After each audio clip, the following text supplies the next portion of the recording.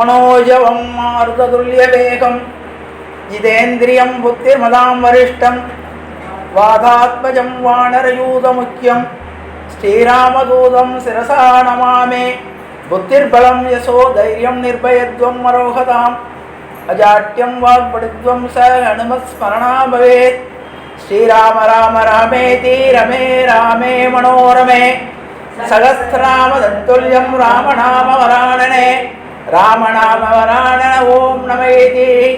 वसुदेवसुतं देवं कंसचाणूरमर्दनं देवकी परमानन्दं कृष्णं वन्दे जगद्गुरुं। रामाय रामभद्राय रामचन्द्राय येदसे रघुनाथाय नाथाय सीताय पदये नमः। गोविंद नाम संकीर्तनं गोविंद हरि गोविंद। कायेन वाचा मनसेन्द्रियैर्वा बुद्ध्यात्मना वा प्रकृते स्वभावा करोमि यत्तमं श्रीमै नारायणाय इति समर्पयामि। பெரியவா எல்லாருக்கும் என்னுடைய சிறந்தாழ்ந்த நமஸ்காரங்கள். இன்னைக்கு தேதி 16/8/2024 வெள்ளிக்கிழமை. இன்னைக்கு வரலட்சுமி நோன்பு. இன்னைக்கு நான் ரொம்ப பெரிய பாக்கியம் பண்ணியிருக்கேன். இது கிட்டத்தட்ட என்னுடைய 500 அல்லது 501வது பிரவச்சனம். கிட்டத்தட்ட 50 வருஷங்களாக மேடை ஏறி பேசிட்டு வரேன். எத்தனையோ கோவில்கள்லையும் எத்தனையோ கல்லூரிகள்லையும் ரேடியோலையும் பேசியிருக்கேன். ஆனால் முற்றிலும் வயசானவாளா வச்சுட்டு பேசுறது முதல் தடவை. அது எனக்கும் பாக்கியம். உங்களெல்லாம் பார்த்தோம்னா நான் எங்க ஆயிட்டேன். ஏன்னா மற்றவளை பார்க்கும்போது நம்மளை விட வயசானவளை பார்க்கும்போது நான் ரொம்ப இப்போ இருக்கிறது நான் தான் எங்கஸ்ட். எதுக்காக சொல்கிறேன்னா, இது ஒரு அருமையான அனுபவம். இது முதல் அனுபவம் எனக்கு.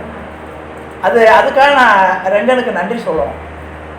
நான் யூடியூப்பில் 102 நாட்கள் ராமாயணம் கம்ப ராமாயணம் முழுசாக பேசி முடிச்சிட்டேன்.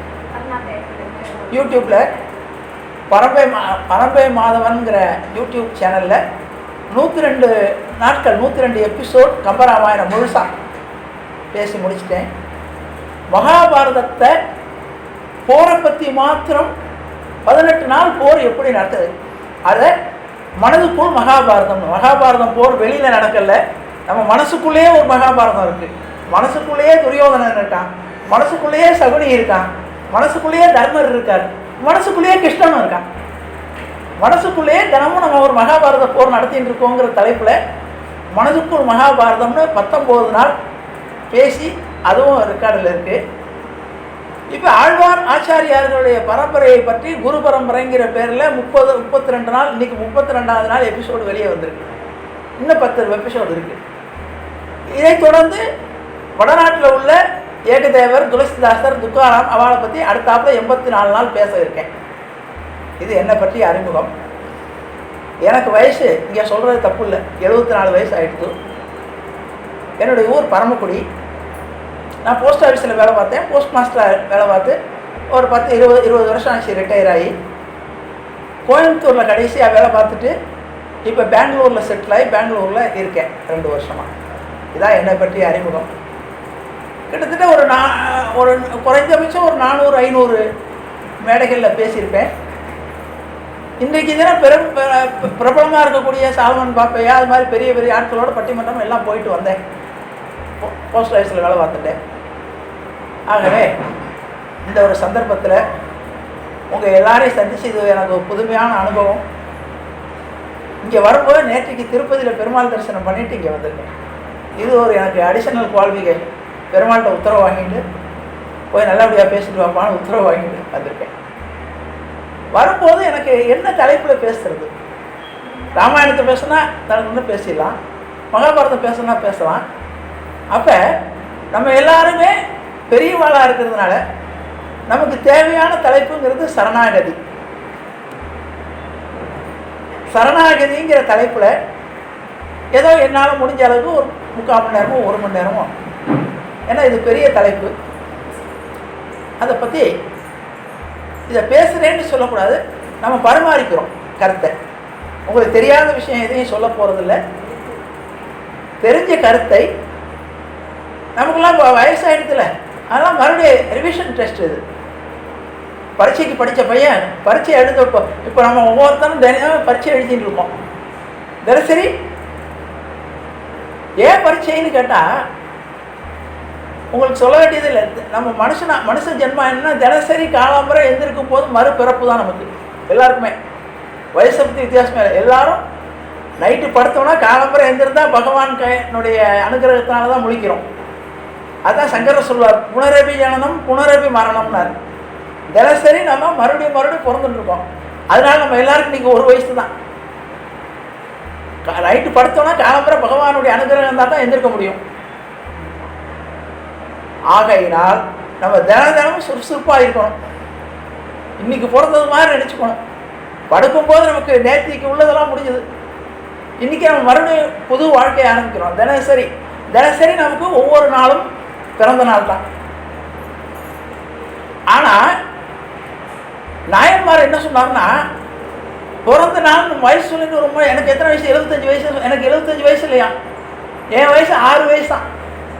ஏன் சொன்னார்னு கேட்டால், இறைவனை பற்றி பேசானாலே பிறவானாலேனார். என்னைக்கு பகவானை பற்றி நினைக்கலையோ பேசலையோ அன்றைக்கி நாள் மைனஸ் பண்ணிவிடுங்க. நம்ம இன்றைக்கி நாள் பிறந்த நாள் வாழ்ந்த நாள் சேர்க்கக்கூடாதான்.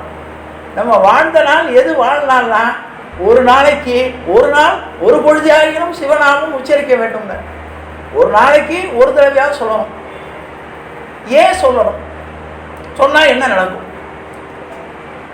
எதை சொல்லணும்? இப்போ சரணாகதினா, நாமெல்லாம் சரணாகதினா யாரும் நினச்சிட்டு இருக்கோம்? உங்களுக்கு சொல்லவே வேண்டியதில்லை. நான் என் பையனை சரணாகதி அடைஞ்சிருக்கேன், என் பொண்ணை சரணாகதி அடைஞ்சிருக்கேன். அப்படியே ஒவ்வொருத்தரும் ஒவ்வொன்று, அண்ணனை சரணாகதி அடைஞ்சிருக்கோம், தம்பியை சரணாகதி அடைஞ்சிருக்கோம். இதெல்லாம் நம்ம நிரந்தரமாக காப்பாற்றுவாங்க, காப்பாற்ற மாட்டான். யாரை சரணாகதி அடையணும்? ஏன் சரணாகதி அடையணும்? 4 கேள்வி. யாரை சரணாகதி, ஏன் சரணாகதி, எப்படி சரணாகதி, இல்லையா? ஒரு ஒரு ஒரு பெரிய பணக்காரர் இருக்கார். அவர்கிட்ட உதவி கேட்க போகிறோம். அவர்கிட்ட உதவி கேட்க போகிறோன்னா, ஒரு உதாரணத்துக்கு சொல்கிறேன், ஒரு கோடீஸ்வரனை பார்க்க போகிறோம். கோடீஸ்வரன்ட்ட போய் எனக்கு ஒரு 10 ரூபா கடன் கொடுவோன்னா நமக்கு மரியாதை இருக்குமா? அவன் நமக்கு லட்சக்கணக்கில் கொடுக்க தயாராக இருக்கான். நம்ம அவன்கிட்ட போய் எனக்கு ஒரு 10 ரூபா கடன் கொடுப்போம்னா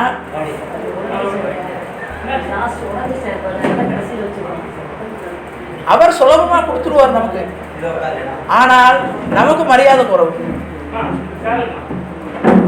அப்ப நம்மை தகுதியானவர்கிட்ட சரணாகதி கேட்கணும். சரி, ஏன் சரணாகதி பண்ணணும்? சரணாகதி பண்ணணும் முடிவு பண்ணிச்சு. ஒருத்த கேட்குறான், நான் நல்லா தானே இருக்கேன், வசதியாக இருக்கேன், எனக்கு எல்லாம் இருக்குது, நான் எதுக்கு பெருமாள்கிட்ட சரணாகதி பண்ணணும்? நல்லா சாப்பிட்டு இருக்கேன், நல்லா இருக்கு, உடம்பு இருக்குது, எல்லாம் பிள்ளை பார்த்துக்கலாம், பொண்ணு பார்த்துக்கலாம், நல்லா சௌரியமாக இருக்கேன், ஏன் பரவாயில்ல போய் சரணாகதி பண்ணணும்? அதுக்கும் பதில் இருக்குது. சரி, எனக்கு ஒன்றுமே நான் படிக்கலை, ராமாயணம் தெரியாது, மகாபாரதம் தெரியாது, பாகவதம் படிக்கலை, நான் எப்படி சரணாகதி பண்ணணும்? இந்த 3 கேள்வி நம்ம மனசுக்குள்ளே கேட்டுக்குவோம். எல்லாருமே கேட்டுக்கலாம். இதுக்கு வயசு வித்தியாசம் இல்லை. ஒரு வயசு குழந்தையிலேருந்து 100 வயசு வரைக்கும் எப்போ வேணாலும் சரணாகதி பண்ணலாம். நம்முடைய அத்தனை பெரியவர்களும் யாரை எடுத்துட்டாலும் சரி, முதல்ல ஒரு காரியம் ஆரம்பிக்கும் போது பெருமாளை சரணடைஞ்சு தான் காரியம் ஆரம்பிக்கிறான். ஏன்னா பெருமாள் மனசு வச்சாத்தான் எந்த காரியமும் நடக்கும். எவ்வளோ பெரிய பலசாலியாக இருந்தாலும், எவ்வளோ கெட்டிக்காரனாக இருந்தாலும், பெருமாளுடைய அனுகிரகம் இல்லாட்டி ஒரு காரியம் நடக்காது. அதே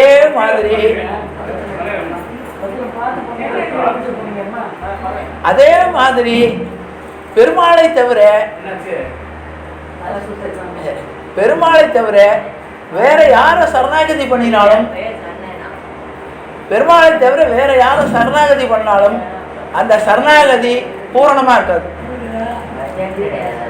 மற்றவாளெல்லாம் ஒரு காரியம் ஆகணும்னா தான் அந்த நேரத்தில் உதவி பண்ணுவாளே தவிர, நிரந்தரமாக அவளால் நமக்கு உதவி பண்ண முடியாது. அப்போ பெருமாள் ஒருத்தர் தான் முடியும். முதல்ல ஒவ்வொருத்தராக சொல்லிட்டு வரேன், யார் யார் சரணாகதியை எப்படி பண்ணான்னு. கம்பராமாயணம் ஆரம்பிக்கிறார் கம்பன். வால்மீகிங்கிறவர் சமஸ்கிருதத்தில் ராமாயணத்தை எழுதிட்டார். குலோத்துங்க சோழன் கூப்பிடுறான். கூப்பிட்டு, நான் ராமாயணம்ங்கிறது அருமையான காவியம், அது சமஸ்கிருதத்தில் இருக்குது, நம்ம தமிழ் படித்த ஜனங்களெல்லாம் அதை அனுபவிக்கணும், அது நீங்கள் தமிழில் மொழிபெயர்க்கணும், இந்த சபையில் இருக்கிற யார் அதை செய்கிறேன்னு கேட்டார். அந்த சபையில் தலைமை புலவன் ஒட்டக்கூத்தன்னு பேர். அவன் சரஸ்வதியுடைய நேரடியாக பேசுகிறவன். இங்கே கூத்தனூர்னு ஊர் இருக்குது, உங்கள் ஊர் பக்கத்தில் தான், மாயவரம் பக்கத்தில். அந்த கூத்தனூர் தான் அவன் பிறந்த ஊர், அதனால அவன் பேர் கூத்தன், ஒட்டக்கூத்தன்னு பேர். சரஸ்வதிக்கு ஒரே கோயில் அங்கே தான் இருக்குது. சரஸ்வதி அவனோட நேரடியாக பேசுவான். சரஸ்வதி கடாட்சம் உள்ளவன், பயங்கர கர்வம் உள்ளவன். கேட்கணுமா, நல்லா படிச்சுட்டானா அவனுக்கு கர்வம் வந்துடுமே, யாராலையும் அவனை ஜெயிக்க முடியாது. அதனால அப்படிப்பட்டவன். அதே சபையில் கம்பன் இன்னொரு புலவன், 2 பேரும் சம சக்தி உள்ளவர்கள். கம்பனையும் ஒட்டக்கூத்தனையும் உட்காந்து வச்சுட்டு, நீங்கள் ராமாயணத்தை யார் எழுதுறீங்களா? 2 பேரும் எழுந்து போட்டான். 2 பேரும் எழுத ஆரம்பிச்சிட்டா. இதில் ஒட்டக்கூத்தன் எல்லாருக்கும் அந்த காலத்தில் ராஜா தான் கொடுப்பாங்க, பணம் முடிப்பை கொடுத்துட்டு உனக்கு ஒரு 10 லட்சம் வச்சுக்கோ, நீ ஒரு 10 லட்சம் வச்சுக்கோ, 1 மாதத்தில் கம்பராமாயணத்தை எழுதி என்கிட்ட கொண்டு வந்து கொடுக்கணும்னுட்டான். கம்பராமாயணத்தை கொடுக்கணும்னா சரின்னு முடிஞ்சது. இப்போ வீட்டில் எல்லா வசதியெல்லாம் பண்ணி கொடுத்தான். கம்பனுக்கு ஒரு வீக்னஸ், அவனுக்கு மனைவி கிடையாது. இவன் நான் வாங்கின காசெல்லாம் வாங்கி செலவு பண்ணிவிட்டு அவனுக்கு ஒரே பையன் அம்பிகாவதின்னு ஒரு பையன், மனைவி இல்லை. அதனால் இவன் என்ன பண்ணான், கொஞ்சம் வெளியே விவகாரங்களில் உறவெல்லாம் உள்ளவன். அதனால் அந்த காசை வாங்கி கண்ணாப்பினான்னு செலவு பண்ணிட்டு எழுதவே இல்லை. ஒரு மாதம் கழித்து எல்லாம் 2 பேரும் வராங்க. வந்தவுடனே கேட்குறான் குலோத்துங்க சோழன், என்ன எழுதியிருக்கிய அப்படின்னு கேட்டான். ஒட்டக்கூத்தன் சொன்னான், நான் ராமர் பிறந்தது வரைக்கும் எழுதியிருக்கேன்னா. கம்பன்கிட்ட கேட்டான், நீங்கள் என்ன எழுதியிருக்கீங்க? இவன் ஒரு வார்த்தை பிள்ளையார சொல்லிட்டு போடலை, காசெல்லாம் வாங்கி சாப்பிட்டுட்டான். இவனுக்கு பொய் சொல்ல வேணும், எழுதுனா தண்டனை கிடைக்கும். நான் சீதையும் ராமனும் சந்திக்கிறது வரைக்கும் போயிட்டேன்ட்டான். ஏதோ ஒரு பாசனம் சொல்லுங்கோனா, இவன் சீதை ராமன் சந்திக்கிற காஞ்சி அப்போ இவன் பையனை கூப்பிட்டு வந்தான், அம்பிகாவதியை. அவன் ஒரு 15 வயசு பையன். இந்த ராஜாவுடைய பொண்ணு அமராவதின்னு அவள் மாடியிலேருந்து இந்த யாரோ வந்திருக்கானு பார்க்குறான். இந்த பையனும் அந்த பொண்ணு ஒருத்தர் பார்த்துட்டா. வயசு பொண்ணு வயசு பையன், எப்படி பார்ப்பா, ஒரு மாதிரியாக பார்த்துட்டா. 2 பேரும் லவ். இதை பார்க்கணும் திரும்பி பார்த்தான் பையன் பொண்ணை பார்த்தோன்னா உடனே எழுதி அண்ணலும் நோக்கினான் அவளும் நோக்கினான் அப்படின்னு அந்த பாசம் சொல்லிக்கிட்டான். ஆகா நல்லா இருக்கே அப்படின்ட்டான். இப்போ போயிட்டாங்க. வீட்டுக்கு வந்த உடனே நம்ம தூக்கமே வரல. நம்ம பாட்டுக்கு ஒரு 4 மணி சொல்லிவிட்டோமே, எது வரைக்கும் சீதை கல்யாணத்து வரைக்கும் சொல்லியாச்சு. இப்போ இதான் எனக்காக ஒரு நாள் அந்த பாட்டெலாம் எடுத்துகிட்டு வேணா அப்படியே கொண்டு வந்து காட்டணும். இப்போ முடிக்கிறான். அப்போ தான் பெருமாள்கிட்ட சரணாகதி பண்ணுறான். முதல்ல பாட்டை எழுத ஆரம்பிக்கிறான். அப்போ தான் வால்மீகி ராமாயணத்தை எடுத்து படித்து பார்க்குறான். பார்த்தா சமஸ்கிருதத்தில் அற்புதமாக இருக்குது ராமனுடைய கதை. இதை எப்படி தமிழில் எழுத போகிறோங்கிறதுக்கு முதல்ல ஆரம்பிக்கிறான். ஓசையை பெற்றுயிர் பார்க்கடல் புற்றுரு பூசையை பெற்றுரு நக்கு புக்கன ஆசை வந்திங்கு அலையலுற்றேன் மற்றில் காசில் கொற்றத்து கதை அரோ. அதுக்கு என்ன அர்த்தம்னா, பூனைக்குட்டிக்கு பிடித்தமான பதார்த்தம் பால். பூனைக்குட்டியை கூட திருப்பார்கடலில் முன்னால் விட்டு சாப்பிடுனா அது என்ன பண்ணும்? திருப்பார்கடல் பாலாக இருக்குது கடலில். இது பூனை எவ்வளோ சாப்பிட முடியும்? அது வயிற்றுக்கு 2 டம்ளர் தான் சாப்பிட முடியும். சாப்பிட்டு கொடுத்தான், நாக்கில் எச்சில் ஒழுகிறதான். இன்னும் ஆசை இருக்குது சாப்பிடணும்னு. ஆனால் திருப்பார்கடலில் அதால் சாப்பிட முடியுமா? ஆனால் விட்டுட்டு போகும் மனசு இல்லையா, அது அங்கேயே சுற்றின்னு இருக்கான். அங்கேயும் சுற்றிட்டு வந்து மறுபடியும் ஜீரணம் ஆனதுக்கப்புறம் மறுபடியும் சாப்பிட்லான்னு என்றைக்கு சாப்பிட்றது? அது மாதிரி இந்த வால்மீகி ராமாயணத்தை பார்த்த உடனே என்னால் அதை விவரிக்க முடியலைன்னு வாரான். அப்புறம் யோசித்தான், நம்மளால் இந்த பெரிய காவியம்லாம் எழுதுறதுக்கு நமக்கு சக்தி கிடையாது. அப்போ சொன்னான், உலகம் யாவையும் தாம் உளவாக்களும் நிலை பெறுத்தலும் நீக்களும் நீங்களா அழகிலா விளையாட்டுடையார் அவர் தலைவர் அன்னவர்க்கே சரண் நாங்களே. என்ன சொன்னா, இந்த உலகம் யாவையும் தாம் உளவாக்கணும். பெருமாளுக்கு என்ன குவாலிஃபிகேஷன்? நான் கேட்குறோம்ல, யாரை சரணாகதின்னு கேட்குறோம்ல. ஒருத்தன் யாரை போய் சரணாகதி ஆகணும், உலகம் பூரா தனக்கு சொந்தம் உள்ளவனாக இருக்கணும். அப்போ தான் எங்கே வேணாலும் நம்ம போகலாம். பிரதமர்கிட்ட போய் சரணாகதினா அமெரிக்காவில் போய் நீங்கள் காரியம் நடக்காது. ஒரு நாட்டு மன்னருக்கு இன்னொரு நாட்டில் அவனுக்கு செல்வாக்கு இருக்காது. உலகம் பூரா செல்வாக்கு உள்ளவன் யாரு? பெருமாள் தான். உலகம் யாவையும் தாம் உளவாக்களும், உலகம் பூரா தான் இருக்கேன்னு காட்டுறானா. பிரகலாதன் கேட்ட தூணிலும் இருப்பான் துரும்பிலும் இருப்பான்னு காமிச்சானா இல்லையா? பகவானுக்கு ஒரு பெர்மனெண்ட் இடம் கிடையாது. எந்த இடம் நான் இங்கே கூப்பிட்டா இங்கே இருப்பான், அங்கே கூப்பிட்டா அங்கே இருப்பான், தூணிலும் இருப்பான் துரும்பிலும் இருப்பான். எல்லா இடம் விஷ்ணுனா எங்கே இருந்தாலும் வியாபித்து இருக்கிறவங்க பேர் விஷ்ணுன்னு பேர். இப்போ உலகம் யாவையும் தாம் உளவாக்களும். ரெண்டாவது குவாலிஃபிகேஷன் என்ன? நிலை பெறுத்தலும். நிலை பெறுத்தல்னா என்ன? நம்மளாம் நிலையானவன் கிடையாது. இன்னைக்கு மகாத்மா காந்தின்னு சொல்லிட்டு இருப்போம், கொஞ்ச நாள் கழிச்சு பார்த்தா அவர் இல்லை. அப்துல் கலாம்னு சொன்னோம், இல்லை. விவேகானந்தர்னு சொல்லுவோம், இல்லை. ராமகிருஷ்ண பரமஹம்சர்னு சொன்னோம், இல்லை. எப்படிப்பட்ட மகானாக இருந்தாலும் இந்த பூமியில் இருக்க முடியாது. இந்த பூமிக்கு உண்டான குவாலிஃபிகேஷன் என்ன தெரியுமா? பூமாதேவிகிட்ட கேட்டான், உனக்கு என்ன வேணும்? யாராக இருந்தாலும் சரி, என்கிட்ட வந்தவா எனக்கு சொந்தம். நெருநன் இலை எனும் பெருமை படைத்தது உலகு. இந்த உலகத்துக்கு என்ன பெருமைன்னு கேட்டால், இந்த பூமியில் யார் காலை வச்சாலோ அவன் இந்த பூமிக்கு சொந்தம்.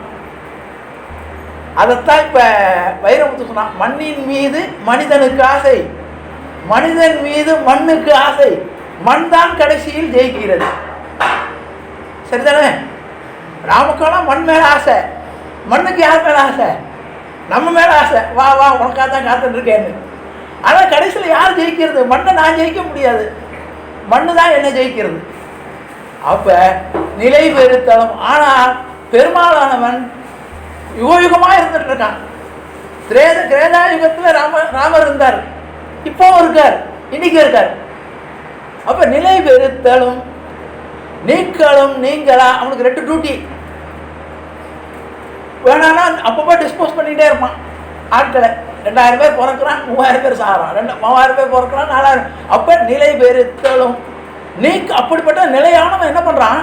நீக்களும் நீங்களா. அவனை ஏற்றுட்டோம், அவன் நீங்காமல் நம்மளோடய இருக்கானா. நீக்களும் நீங்களா அழகிலா விளையாட்டுடையார் அவர். அழகிலா விளையாட்டு. பெருமாளுடைய விளையாட்டுக்கு அளவே கிடையாது. ஒரு நாளைக்கு எத்தனை பேர் பிறக்கணும்னு தெரியுமா? நம்ம விளையாட்டு கிரிக்கெட் விளையாடணும்னா ஒரு இன்னிங்ஸ் 6 ஆட்டம், ஃபுட்பால் 2 மணி நேரம். நம்ம விளையாட்டுக்கெல்லாம் கால நிர்ணயம் உண்டு. பெருமாளுடைய விளையாட்டுக்கு கால நிர்ணயமே கிடையாது. அழகிலா விளையாட்டுடையார் அவர். அப்படிப்பட்ட தலைவர் அன்னவர்க்கே சரண் நாங்களே அப்படின்னு பெருமாளை சரணாகதி பண்ணான். பாட்டை எழுத ஆரம்பித்தான்.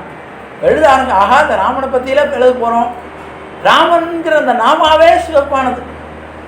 அது என்ன செய்யும்னு கேட்டான். நன்மையும் செல்வமும் நாளும் நல்குமே,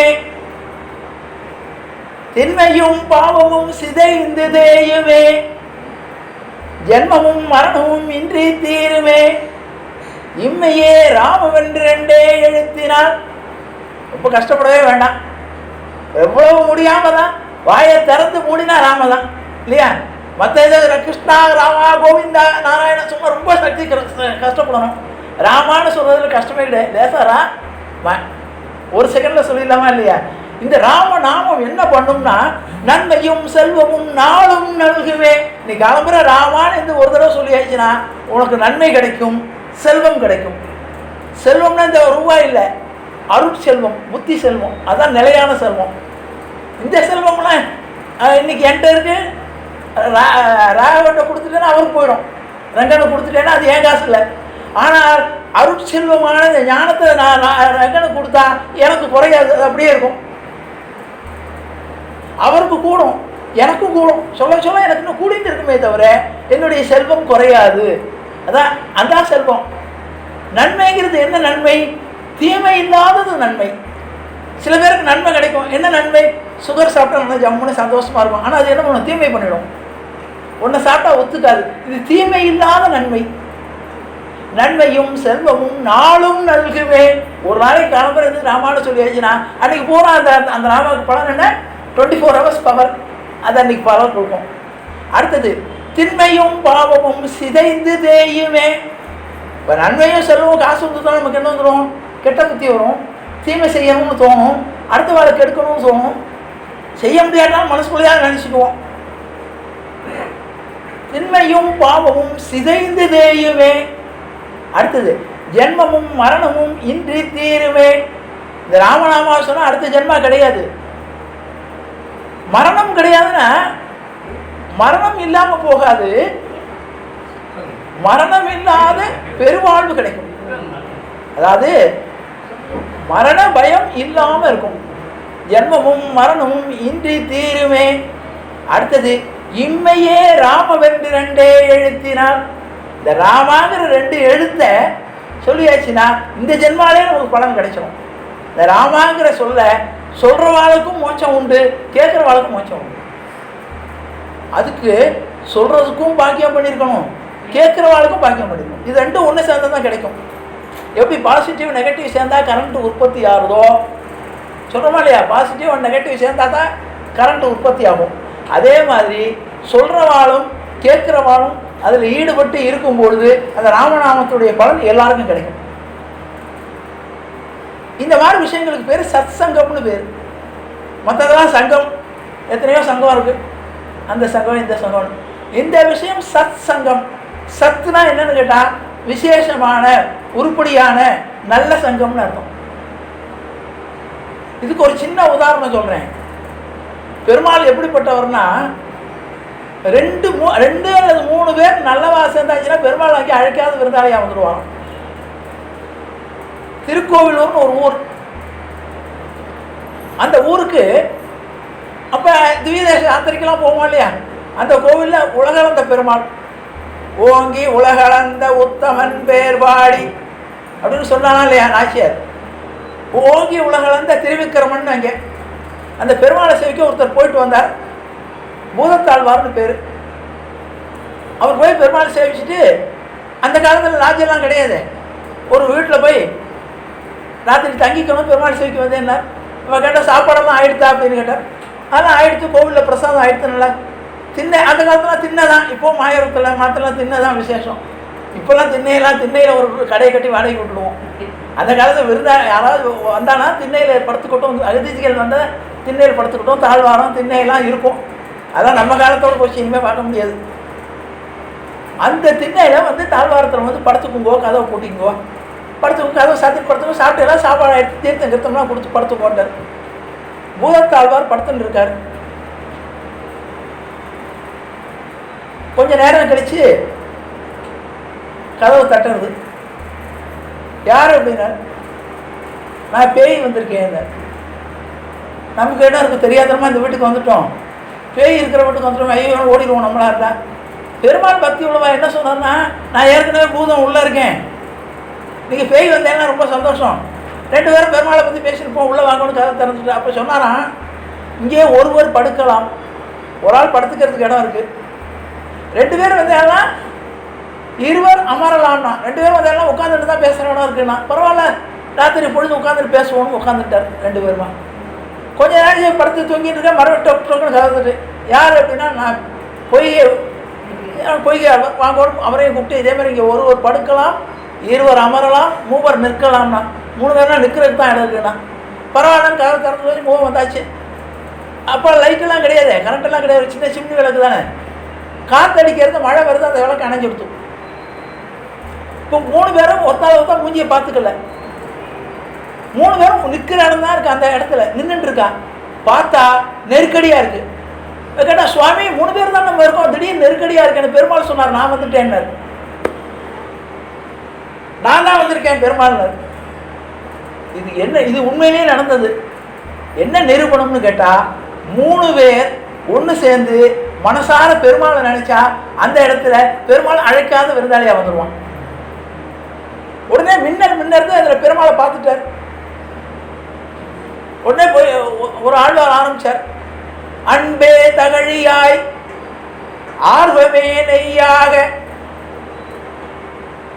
அவர் அடிச்ச முதல்ல ஆரம்பிச்சவர் வையம் தகழியாய் வார்கடலே நெய்யாக வெய்ய கதிரோன் விளக்காக நான் நற்கு நான தமிழ் புரிந்த நான் பாட ஆரம்பிச்சிட்டேன். என்ன பண்ணான்னா வையம் தகழியானார். இந்த உலகத்தை அப்போ பெருமாள் வந்து நிற்கிறார். பெருமாள் கற்பூர ஆரத்தி காட்டணுமா இல்லையா? எங்கே போகிற தட்டுக்கு உடனே வேணாம், உலகத்தையே அவர் எடுத்துட்டான். வையம் தகழியாய் சரி அதுக்கு என்ன ஊற்றணுமா இல்லையா? வார் கடலே நெய்யாக கடலை நெய்யாக்கி வெய்ய கதிரோன் விளக்காக இப்படி காட்டி பெருமாள் கற்பூர ஆரத்தி பண்ணிட்டார். அதே மாதிரி ஒரு 100 பாட்டு பாடிட்டார். முதல் திருவந்தாதியில் பேர். அதை பாடி முடித்த உடனே அடுத்த ஆழ்வார் பார்த்தார். இருக்கிறது உலகத்தில் இருக்கிறது பெருமாளுக்கு சின்ன கற்பூர ஆரத்தி காட்டினா போகிறதே, உலகத்தையே கையத்தை காட்டிவிட்டார். நம்ம எதை காட்டுறதுன்னு யோசிச்சார். அன்பே தகழியாய் என்கிட்ட அன்பு நிறைய இருக்குது பெருமாள் மேலே. அன்பே தகழியாய் அதில் ஊற்றுறதுக்கு நெய் வேணுமே. அன்புக்கு ஏதாவது அளவு உண்டா? ஆர்வமே நெய்யாக திரி போடணுமே. இன்புருகு சிந்தை இடுதிரியாக நாரனருக்கு ஞான தமிழ் புரிந்தனான்னு போட்டு இவர் ஒரு கற்பூராத்தி பண்ணி 100 பாட்டு பாடிட்டார். மூணாவது இருக்கிறவர் யோசிச்சார். ஏன்னா இவர் உலகத்தை எடுத்துட்டார், இவர் மனசுக்குள்ளே இருக்கிற அன்பு எடுத்துட்டார். நம்ம என்ன எடுக்கிறதுன்னு அப்போ இவர் சொன்ன நான் என்ன முயற்சியே பண்ணலை. திருக்கண்டேன் பொன்மேனி கண்டேன் திகழும் அருக்கம் கண்டேன் அப்படின்னு சொல்லிட்டு என்னுடைய பெருமாளை பற்றி அவர் 100 பாட்டு பாடிட்டார். பாடினோட பெருமாள் சந்தோஷப்பட்டு போயிட்டார். இதுலேருந்து என்ன தெரிகிறதுனா பெருமாளானவர் 3 பேர் ஒன்று சேர்ந்தா இப்போ இத்தனை பேர் ஒன்று சேர்ந்துருக்கோம். இப்போ பெருமாள் உட்கார்ந்துட்டு இருக்கார் இல்லையா? அதை நம்ம இந்த கண்ணால் பார்த்தா தெரியாது, நம்முடைய மனக்கண்ணில் தெரிவார். மனக்கண்ணில் இருக்கார், நம்மளும் ஒவ்வொரு நாளும் இருக்கார். அப்போ 3 பேர் குறைஞ்சபட்சம் நான் சொல்கிறேன் சொல்லிட்டோன்னா அந்த இடத்துல பெருமாள் அழையாத விருந்தாளியாக வந்து விடுவார். அவன் வந்து பெருமாளை பற்றி பேசணும்னு நினச்சிட்டாவே பெருமாள் அழைக்காத விருந்தாளியாக வந்துடுவார். இது வந்து பல வகையான புராணங்கள்லேயும் இதுலேயும் இப்போ வரைக்கும் நடந்துட்டுருக்கு. இப்போ சரணாகதி யார் பண்ணுறது? எல்லாருக்கும் நான் சொல்கிறேன் எனக்கு கை முடியலை, கால் முடியலை, உடம்பு முடியலை, நான் எங்கே பெருமாள் நமக்கு ஒரு பெரிய குவாலிஃபிகேஷன் தெரியுமா? எல்லாத்தையும் செய்ய முடியும், பெருமாளை பற்றி சொல்லணும்னு தான் முடியாது. அப்போ தான் நமக்கு எல்லா இதுவும் வரும். எனக்கு இடுப்பு வலிக்கிறது, கை வலிக்க. ஆனால் மற்ற நேரத்தில் டிவி சீரியல் பார்த்தோன்னா 1 மணி நேரம் பார்ப்போம், போர் அடிக்காமல் கண்ணுக்கு மட்டாமல் உட்காந்துருப்போம், கை கட்டாமல் உட்காந்துருப்போம். ராமான் 2 தடவை சொல்கிறேன் எனக்கு பூச்சி முட்டுறது, நான் போய் படுத்துக்கிறேன். ஒரு 1/2 மணி நேரம் பஜனை, 1/2 மணி நேரம் முடியாது. சீரியலாக 3 மணி நேரம் பார்ப்போம். இடைவேளை வந்துச்சுன்னா திட்டுவோம், நாசமாக போகிறவன் சீரியல் இடைவேளை விட்டானே. ஒரு 5 நிமிஷமாக மூச்சு விட்டுக்குவேன், தண்ணியை சாப்பிடேன். ராமாயணம் கேட்கும்போது தான் தண்ணி தாங்க நடக்கும், ராமாயணம் கேட்கும்போது தான் ஒன்றுக்கு வரும். ரொம்ப அழகாக என்ன வரும்? தூக்கம் வரும். இப்போ என்ன அர்த்தம்னு கேட்டால், நாம் பகவானிடம் நம்மை இன்னும் ஐக்கியப்படவில்லை. எவ்வளோக்கு எவ்வளோ பகவானிடம் நாம் அவர்கிட்ட 1 அடி எடுத்து வச்சோம்னா அவன் 10 அடி நமக்கு நோக்கி வரான். காத்துன்னு இருக்கான். எப்படி காத்துன்னு இருக்கான்னு சொல்லட்டுமா? மகாவிஷ்ணுவை பார்த்தீங்கன்னா கோயிலில் சிவனுக்கெல்லாம் ஒரே நிலைமை தான், முருகன் எடுத்துனா ஒரே மாதிரி தான் இருப்பார். மகாவிஷ்ணு பார்த்தா சில கோயிலில் படுத்துட்டு இருப்பார், சில இடத்துல உட்காந்துட்டு இருப்பார், பார்த்துருக்கோமா? சில இடத்துல நின்றுட்டு இருப்பார். ஏன் தெரியுமா அப்படி இருக்கார்? ஏன் ஒரே மாதிரி இருந்துட்டு போக வேண்டியதானே? ஒரே இடத்துல படுத்துட்டார், படுத்துட்டே இருக்க வேண்டியதானே? எதுக்கு ஒரு இடத்துல போய் நின்றுருக்கார்? ஒரு கோயிலில் உட்காந்துட்டு இருக்கார். பகவான் நமக்கு கடனாக கொடுத்துருக்கான். எது? இந்த கை கடன், இந்த கால் கடன், இது பூரா இரவலாக தான் கொடுத்துருக்கான். எந்த நேரம் வேணாலும் அவனுடைய இரவல் கொடுத்தவன் ஒரு இரவல் கொடுத்தான்னா அவன் என்ன பண்ணுவான்? எனக்கு வேணும்னு வாங்கிட்டு போயிடுவான். நம்ம மனசுக்குள்ள நம்முடைய உடம்பு எல்லாமே இரவல்ங்கிற நினைப்பு வந்துச்சுன்னா நமக்கு பயம் இருக்கும். கொடுத்தவனை நினச்சி நன்றி சொல்லுவோம். நாளைக்கு ஒவ்வொரு நாளைக்கும் காலம்பரை எழுந்திருக்கும் போது நமக்கு கண்ணு தெரிஞ்சுன்னா அது பகவானுடைய அனுகிரகம், காது கேட்டதுன்னா பகவானுடைய அனுகிரகம், கை விளக்கினதுன்னா பகவானுடைய அனுகிரகம், காது நடக்க முடிச்சுன்னா அது பகவானுடைய அனுகிரகம். நம்ம 60 வயசு 70 வயசுல 10 வயசுல கூட இது உண்டு. 5 வயசுல கூட உண்டு, 6 வயசுல கூட உண்டு. ஸோ இப்போ பார்க்குறோமா இல்லையா, நம்ம காலத்தில் பார்த்ததில்ல. இப்போ காலத்தில் பிறக்கும் போதே குழந்தை வந்து கையெல்லாம் பிறக்கிறது, காலெல்லாம் ஆற்றில் ஓட்டேங்கிறான், மூளையில் ஓட்டேங்கிறான், கழுத்தில் ஓட்டேங்கிறான், இப்படியெல்லாம் நம்ம பார்த்ததே கிடையாது. அப்போ பிறக்கும் போதே பிறவியே அதான். அதான் வள்ளுவன் ஆரம்பிக்கும் போது ஆரம்பித்தான், அகர முதல எழுத்தெல்லாம் ஆதி பகவன் முதற்றே உலகு. 2வது பாட்டில் என்ன தெரியுமா பண்ணா, கற்றதனால் ஆய பயன் என்கொள் வாழறிவன் நற்றால் தொழார் என. நான் எம்ஏ படிச்சிருக்கேன், பிஹெச்டி படிச்சிருக்கேன், எம்பிபிஎஸ் படிச்சிருக்கேன், என்ன படித்தாலும் நோ யூஸ். பகவானுடைய திருவடியை நினைக்காவிட்டால் நீ படித்தது எல்லாமே பிரயோஜனம் இல்லை, 0 தான், நீ முட்டாள்தான். கற்றதனால் ஆய பயன் என்கொள், அதனால என்னடா பிரயோஜனம், வாழறிவன் நற்றால் தொழார் என. அப்போ சரணாகதி வந்துருதா, அவனுடைய திருவடியை நினைக்காவிட்டால் நீ படித்தது பிரயோஜனம் இல்லை. சரி, திருவடியை ஏன் நினைக்கணும்? நம்ம பகவான் என்ன பண்ணுறான்னா, இந்த பிறவிங்கிற பெருங்கடலில் தள்ளிட்டான். இதுக்கு பேர் சம்சார சாகரம்னு பேர். சம்சாரங்கிறது சாகரம், அளவிட முடியாத கடல். இந்த கடலில் தள்ளியிருக்கான், நமக்கு நீச்சல் தெரியாது. அப்போ என்ன பண்ணுவோம், நம்ம கிடைச்சதை பிடிச்சி தான் கரையேறி ஆகணும். எது கிடைக்கிறதோ அதை பிடிச்சி கரையேறணும். சரி, பிடிக்கிறோன்னு சொல்லி ஒரு முதல்ல போயின்னு இருக்குன்னு வச்சுக்கோ, முதலையை பிடிச்சா என்ன ஆகிடும், நாளைக்கு சாகரம் இன்றைக்கே போயிடுவான். அப்போ பிடிக்க வேண்டியதை பிடிக்கணும். அங்கே அது நமக்கு துடுப்பாக நம்ம கரை சேர்க்கக்கூடியதுன்னா பகவானுடைய திருவடி. அதுதான் சொன்னான், பிறவி பெருங்கடல் நீந்துவர். யார் நீந்த மாட்டான்? நீந்தார் இறைவன் அடி சேராதார். இறைவனுடைய திருவடியை நினைக்காதவர்களுக்கு பிறவி ஆகிய பெருங்கடலில் மறுபடியும் இந்த சமுத்திரத்தில் அலைக்கல நீந்தி நீந்தி கரையேற முடியாமல் இருப்போம். இது நம்மளை மாதிரி ஆட்களுக்கு இதை நீங்கள் மனசுக்குள்ளே நீங்கள் ராமாயணம் சொல்ல வேண்டாம், மகாபாரதம் சொல்ல வேண்டாம், இதை சொல்லிட்டாவே போதும். பிறவி பெருங்கடல் நீந்துவர் நீந்தார் இறைவன் அடி சேராதார். அப்போ பெருமாளுடைய திருவடியை நினச்சிட்டா போதும். அப்போ பெருமாளுடைய திருவடியை யார் யார் நினைச்சா? நீங்கள் உதாரணம் சொல்லலாம்ல, யாராவது சொல்லுங்க. ஒரு யானை புஷ்பகரிங்க, இப்போ தான் நான் சரணாகதிக்கு வரேன், யானை புஷ்பகரிங்க போனது, யானை போன ஜென்மத்தில் பண்ண புண்ணியத்தினால பாவத்தினால யானையாக புறத்துடுத்து. நம்மளை மாதிரி வச்சுக்கோங்களேன், கொஞ்சம் ஞானத்தோடு இருந்ததுக்கு புண்ணியம், அடுத்த ஜென்மத்தில் அது யானையாக செஞ்ச பாவத்துக்கு யானையாக புறத்துடுத்து செஞ்ச ஒரு சாபத்தில். ஆனால் அது போன ஜென்மத்தில் கொஞ்சம் புண்ணியம் பண்ணியிருக்கு, அதனால பெருமானுடைய வாசனை இருந்திருக்கு. அதனால் அது என்ன பண்ணுதுன்னா, யானை வந்து ஒரு புஷ்பகைங்க பண்ணி தினமும் ஒரு தாமரை பூவை பறித்து பெருமாள் சனையிலோட போடுமா.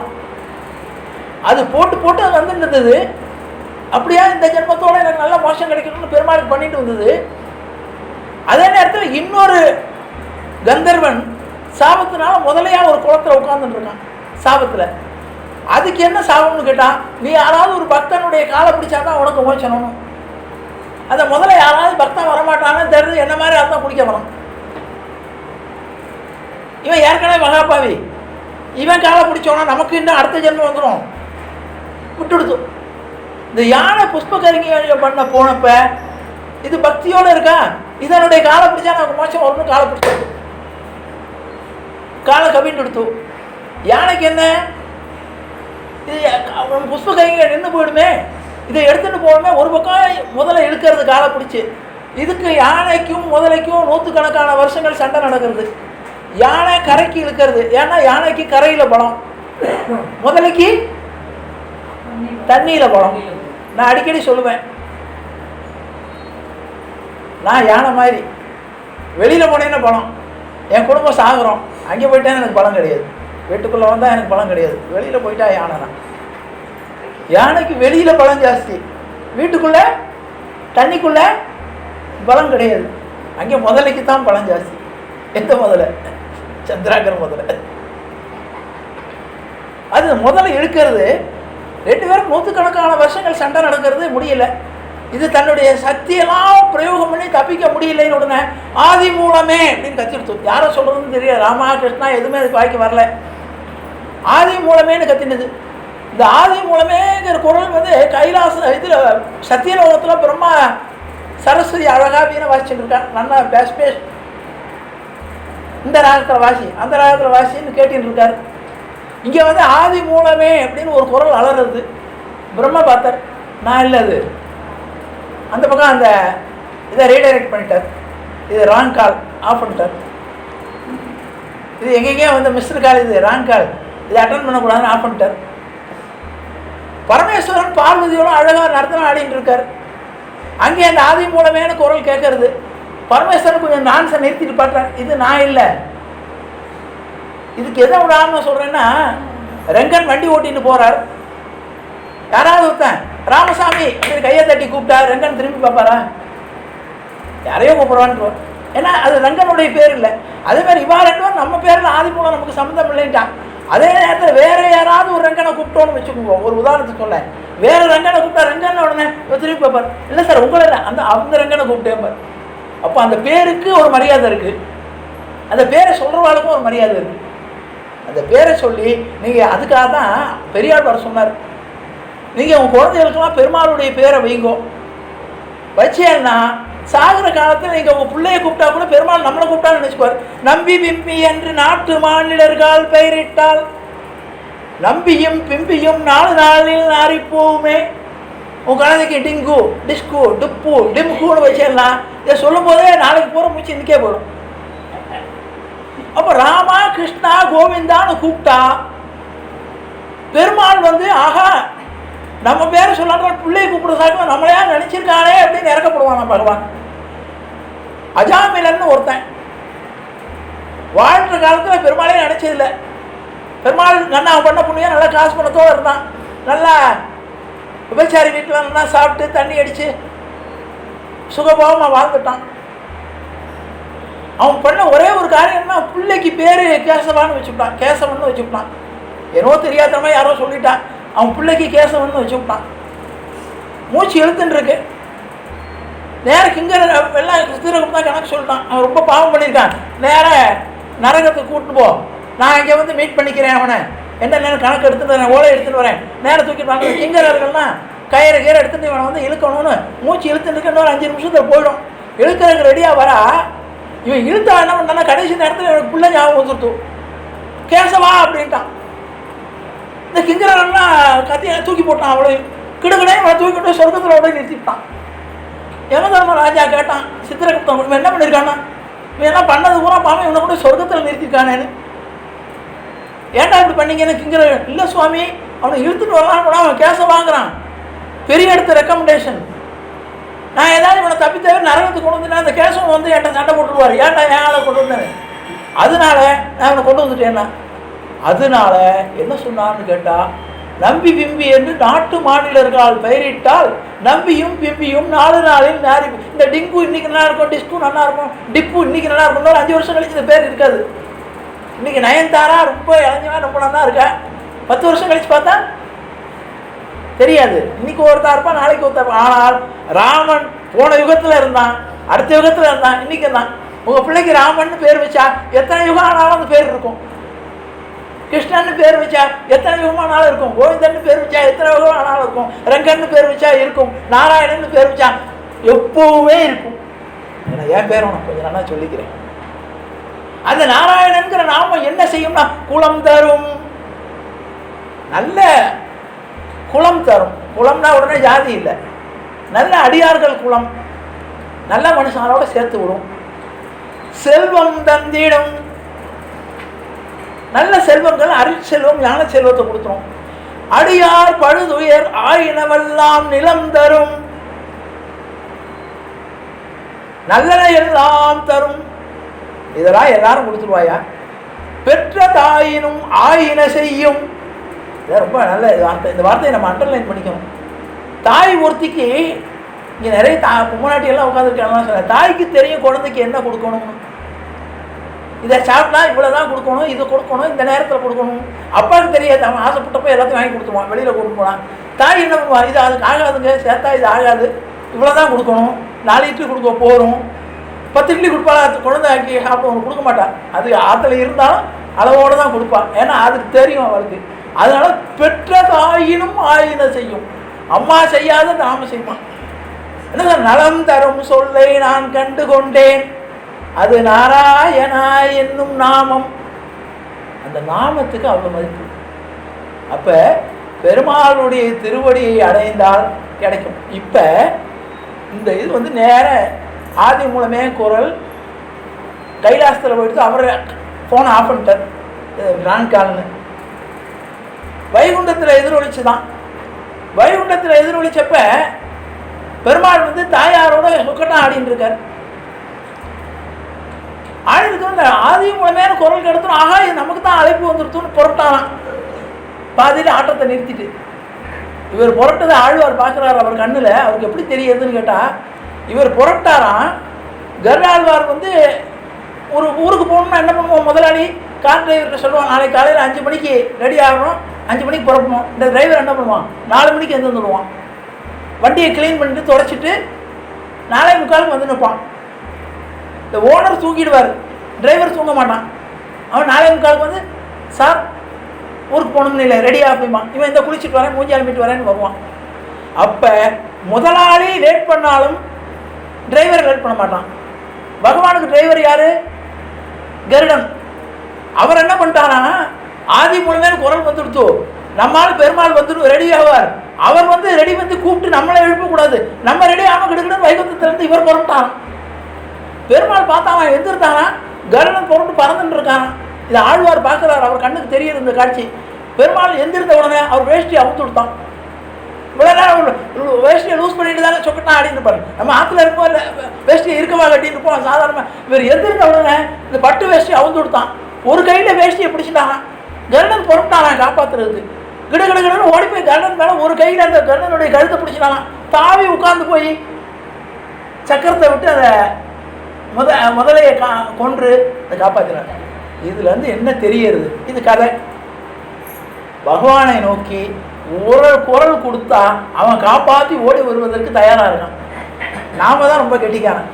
மற்றவெல்லாம் கேட்போம், அவனை நம்புவோம், இவனை நம்புவோம், பெருமாளை மாத்திரம் நம்ப மாட்டோம்.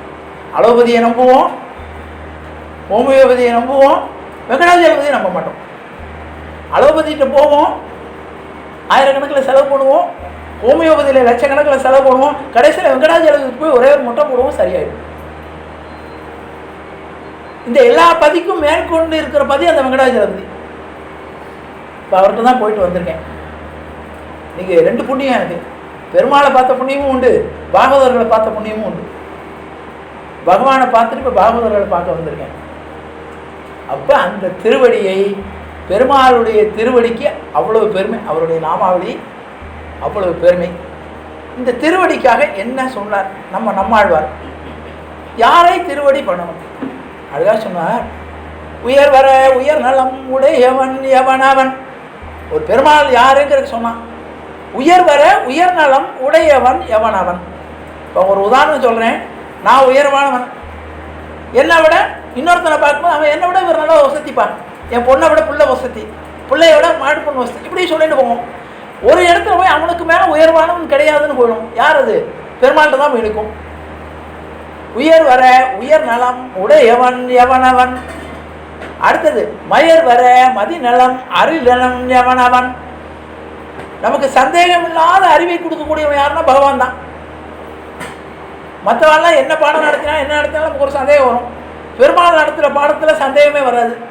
நமக்கு பெருமாள் சந்தேகம் இல்லாமல் ஒரு பாடம் நடத்தியிருக்காரு தெரியுமா? எல்லாருக்கும்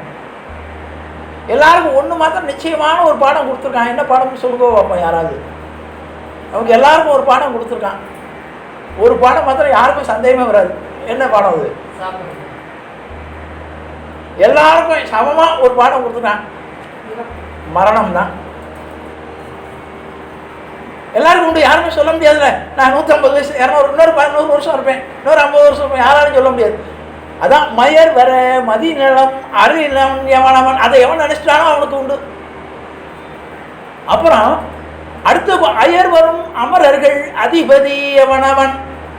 அயர் வரும் அமரர்களாம். அந்த பெருமாளுக்கு ரெஸ்ட் கிடையாதான். அவன் பெருமாள் என்ன பண்ணுறான்னா 30 கோடி தேவர்களை வச்சு வேலை வாங்குறான். நம்ம ஒரு வேலைக்காரனை வச்சு வேலை வாங்குறதுக்குள்ளே நமக்கு தாபத்து இருந்து போகும். காலம்பரம் வரையம்மா, நாளைக்கு வரையம்மா, வரமாட்டான், 7 மணிக்கு வரையம்மா, 8 மணிக்கு வருவான். ஆனால் பெருமாள்கிட்ட 30 கோடி தேவர்கள் இருக்கானா. இந்திரன், சந்திரன், யாராவது ஒருத்தாளாவது ரெஸ்ட் எடுக்கிறாளா? சூரியன் கொஞ்ச நேரம் ரெஸ்ட் எடுக்கிறாரு, சந்திரன் ரெஸ்ட் எடுத்துட்டு இருக்காரு. இங்கே எல்லாத்தையும் அங்கே உதிப்பார், அங்கே வேலை பார்த்துட்டு இருப்பார். அயர் வரும் அமரர்கள் 33 தேவர்களை வச்சு வேலை வாங்குறான். அதான் நாச்சியார் சொன்னா 33 அமரருக்கு முன் சென்று கப்பம் தவிர்க்கும் களியே துயிலராய். 33 தேவர்களை வச்சு ரெஸ்ட் இல்லாமல் வேலை பார்ப்பாங்க. தூங்குவானா? 33 பேரும் வேலை வாங்குறவன் தூங்க முடியுமா? அதனால அவன் தூங்க மாட்டான். எல்லா இடத்துலையும் தூங்குற மாதிரி நடிக்கிறானா. அதனால சொன்னா பைய துயின்ற பரமன் அடிபாடி. யாருடைய காலை பற்றி பாடணும்னா தூங்குற மாதிரி நடிக்கிறான் பாருங்க ஒருத்தன். அவன் ஏன் தூங்குற மாதிரி நடிக்கிறான்னா, நான் பொழுதும் அதில் ஆரம்பிக்கும் போது சொன்னேன், நம்ம மனசுக்குள்ளே ஒன்று வரும். இந்த பெருமாள், இந்த சரீரம், மனைவி, கண்ணு, காது, இது அப்படியே எதாவது கொடுத்துருக்கான். நமக்கு இரவலாக கொடுத்துருக்கான். இரவல் கொடுத்தவங்க நம்ம தேங்க்ஸ் சொல்லுவோமா இல்லையா? ஒருத்தர் நமக்கு இரவலா ஒரு சாமான் கேட்குறோம், நான் வெளியில் போகணும், மழை பெய்யுறது, கொடையை கொடுக்கணும், வாங்கிட்ட உடனே என்ன சொல்கிறோம்? ரொம்ப தேங்க்ஸ். கொடுக்கும்போது என்ன சொல்கிறோம்? தேங்க்ஸ். ஆனால் அந்த கையை கொடுத்த, காலை கொடுத்த, கண்ணை கொடுத்த, குழந்தையை கொடுத்த, செல்வத்தை கொடுத்த, வீட்டை கொடுத்த, வாசலை கொடுத்த, இன்னைக்கு வரைக்கும் நல்ல உடம்பை கொடுத்த பெருமாளுக்கு நம்ம சொல்கிறோமா? ஒவ்வொரு நிமிஷம் சொல்லணும். ஒவ்வொரு நிமிஷம் சொல்ல கடமைப்பட்டிருக்கோம். இது இரவலுங்கிறது நம்ம மனசுக்குள்ளே தோணி எடுத்துனா நமக்கு பயமே இருக்காது இல்லையா? ஒரு சாமான ஓசி வாங்கி வச்சுட்டு இருக்கோம், நமக்கு தெரியுமா இல்லையா? எப்போ வேணாலும் வந்து அவருக்கு கோயிட்டு போவார், பாக்கி அதை பத்திரமா வச்சுட்டு இருப்போம். உபயோகப்படுத்துறவங்க உபயோகப்படுத்துவோம். அவர் கேட்டார்னா பயந்துட்டா கொடுப்போம். இது வரைக்கும் கொடுத்ததுக்கு தேங்க்ஸ். நம்ம உடம்பு அப்படித்தான். இது அவ்வளவுமே இரவல். அதனால தான் கண்ணதான் சொன்னான், இரவல் தந்தவன் கேட்கின்றான், அதை இல்லை என்றால் அவன் விடுவானா, உறவை சொல்லி அழுவதனாலே உயிரை மீண்டும் தருவானா, கூக்குரலாலே கிடைக்காது, அந்த கோர்ட்டுக்கு போனால் ஜெயிக்காது, அவன் கோட்டையில் நுழைந்தால் திரும்பாது, போனால் போகட்டும் போட. அப்ப நம்முடைய உறவுகள், நாம் அனுபவிக்கக்கூடிய சொத்து எல்லாமே பகவான் நமக்கு இரவலாக கொடுத்திருக்கிறது. அதைத்தான் நம்மாழ்வார் சொல்லும் போது சொன்னார், யாரை நினைச்சு கொண்டு காலம்பரை எந்திருக்கணும்னா, உயர் வர உயர் நலம் உடையவன் எவனவன், மயர் வர மதி நலம் அறிநம் எவனவன், அயர் வரும் அமரர்கள் அதிபதி எவனவன், தூய அவன் தான் நம்முடைய கஷ்டத்தை தீர்க்க முடியும். நாம் நினைக்கிறேன் என் பிள்ளை என் பிரச்சனையை தீர்த்துவான், அந்த டாக்டர் காப்பாற்றுவார், இவர் இருக்கார், அவர் யாருமே காப்பாற்ற முடியாது. துயர் அரு சுடரடி தொழுதல் மனமே. நம்முடைய துயரங்களுக்கெல்லாம் விமோசனம் யாருன்னா பகவானுடைய திருவடி தான். அந்த பகவானுடைய திருவடியை நினைத்து கொண்டு இந்த மனசு எந்திருக்கணும். காலம்பரை எந்திருந்த விட ராமா படுத்துக்கும் போது இன்னைக்கு வரைக்கும் சாப்பாடு சாப்பிட்ருக்கோம், ஈரணம் ஆயிருக்கு, நல்லபடியாக இருந்துருக்கோம். ஏன்னா வயசான காலத்தில் நம்ம அதை தான் நினைக்கிறோம். காலம்பரை எந்திருந்த விட நம்ம இன்றைக்கி பிறக்கிறோம். 75 வயசுலாம் கிடையாது, அன்றைக்கி தான் உங்களுக்கு 1 வயசு. எந்திருக்கும் போது இன்றைக்கி 1 வயசு. ஏன்னா நேற்றுக்கோட நம்ம கதை முடிஞ்சுது. இன்னைக்கு காலம்பரை புதுசாக பிறக்கிறோம், எந்திருக்கணும், சாப்பிட்றோம், வைக்கிறோம், நல்லா இருக்கும். நைட்டு படுக்கும்போது இன்றைக்கி வரைக்கும் இப்போ இந்த நிமிஷம் வரைக்கும் உடம்பு நல்லா கொடுத்தியே, இன்றைக்கி சாப்பிட்ற சக்தியை கொடுத்துருக்கியே, நல்லபடியாக தூக்கத்தை கொடுக்குறேன் அப்படின்னு சொல்லிட்டு மறுபடியும் தூங்கணும். தூங்கும் போது 2 ராமா, காலம்பரை ஒரு 2 ராமா மனசார சொல்லிட்டாவே போதும். சரி, இதை நம்ம உணர மாட்டோங்கிறக்கா பகவான் என்னதுமா பண்ணுறான்? இப்போ ஒருத்தன் கடன் கொடுத்துருக்கேன் நான் ஒருத்தருக்கு. இப்போ உதாரணத்துக்கு சொல்கிறேன், கொடுக்காட்டாலும் சொல்கிறேன். ரெங்கனுக்கு நான் கடன் கொடுத்துருக்கேன், 1 லட்சம் ரூபா வச்சுக்கோங்க. இதை நான் வசூல் பண்ணணும். ரெங்கன் வீட்டு வாசலில் வந்து நிற்பேன். முதல்ல என்ன பண்ணுவேன்? நிற்பேன். சந்திராட்ட கேட்பேன், கிட்டிக்காரி அவன் ஆற்றுல இல்லைங்க, அவர் நங்கநல்லூர் போயிருக்காருன்னு விடுவார். எப்போ வருவார் தெரியாது. கொடுத்த காசை நான் வசூல் பண்ணி ஆகணும், நின்றுடுவேன். ஒரு 2 மணி நேரம் நிற்பேன், 3 மணி நேரம் நிற்பேன், பார்ப்பேன். சின்ன வாசலில் இருக்கும், இன்றைக்கி வாங்காமல் போடக்கூடாது, இன்றைக்கி ஒரு வழி பண்ணினா உட்காந்துருவேன். கொஞ்சம் நேரம் உட்காந்துருப்பேன், 2 மணி நேரம் 3 மணி நேரம். என்ன வந்துட்டாரா? வரல, இன்றைக்கி வசூல் பண்ணாமல் போகக்கூடாது. கொஞ்சம் நேரம் பார்ப்பேன், வரமாட்டார். ராத்திரி 8 மணி 9 மணி ஆகிடும், இன்றைக்கி வசூல் பண்ணால் போ, இப்படி இருந்தால் ஆற்றுக்கு வந்துடுவார்ல, துண்டை வெடிச்சு படுத்துருவேன். அதான பண்ணுவேன். அதே மாதிரி பெருமாள் நமக்கு இரவலாக கொடுத்த இதெல்லாம் வசூல் பண்ணுறதுக்கு அங்கங்கே சில இடத்துல நின்றுட்டு இருக்கான், ஒரு இடத்துல உட்கார்ந்துட்டு இருக்கான், இன்னொரு இடத்துல படுத்துட்டு இருக்கான். நம்மகிட்ட இந்த கடனாக கொடுத்ததை, இந்த உடம்பை, மனசை, இவன் இவ்வளோ கொடுத்துட்டு இந்த உடம்பை கொடுத்து சக்தியை கொடுத்து உங்கள்கிட்ட ஒன்றே தான் கேட்குறான், உங்கள் மனசை என்கிட்ட கொடு. உங்கள் மனசை மாத்திரம் என்கிட்ட கொடு. நீ எனக்கு பெருசாக எனக்கு கோவில் கட்ட வேண்டாம், கும்பாபிஷேகம் பண்ண வேண்டாம், 100 ரூபா கொடுக்க வேண்டாம், 500 ரூபா கொடு.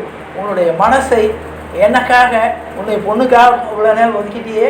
நம்ம வாழ்க்கையை எடுத்துட்டா 75 வருஷத்தில் அழகாக சொன்னார் ஆழ்வார் ஒருத்தர்.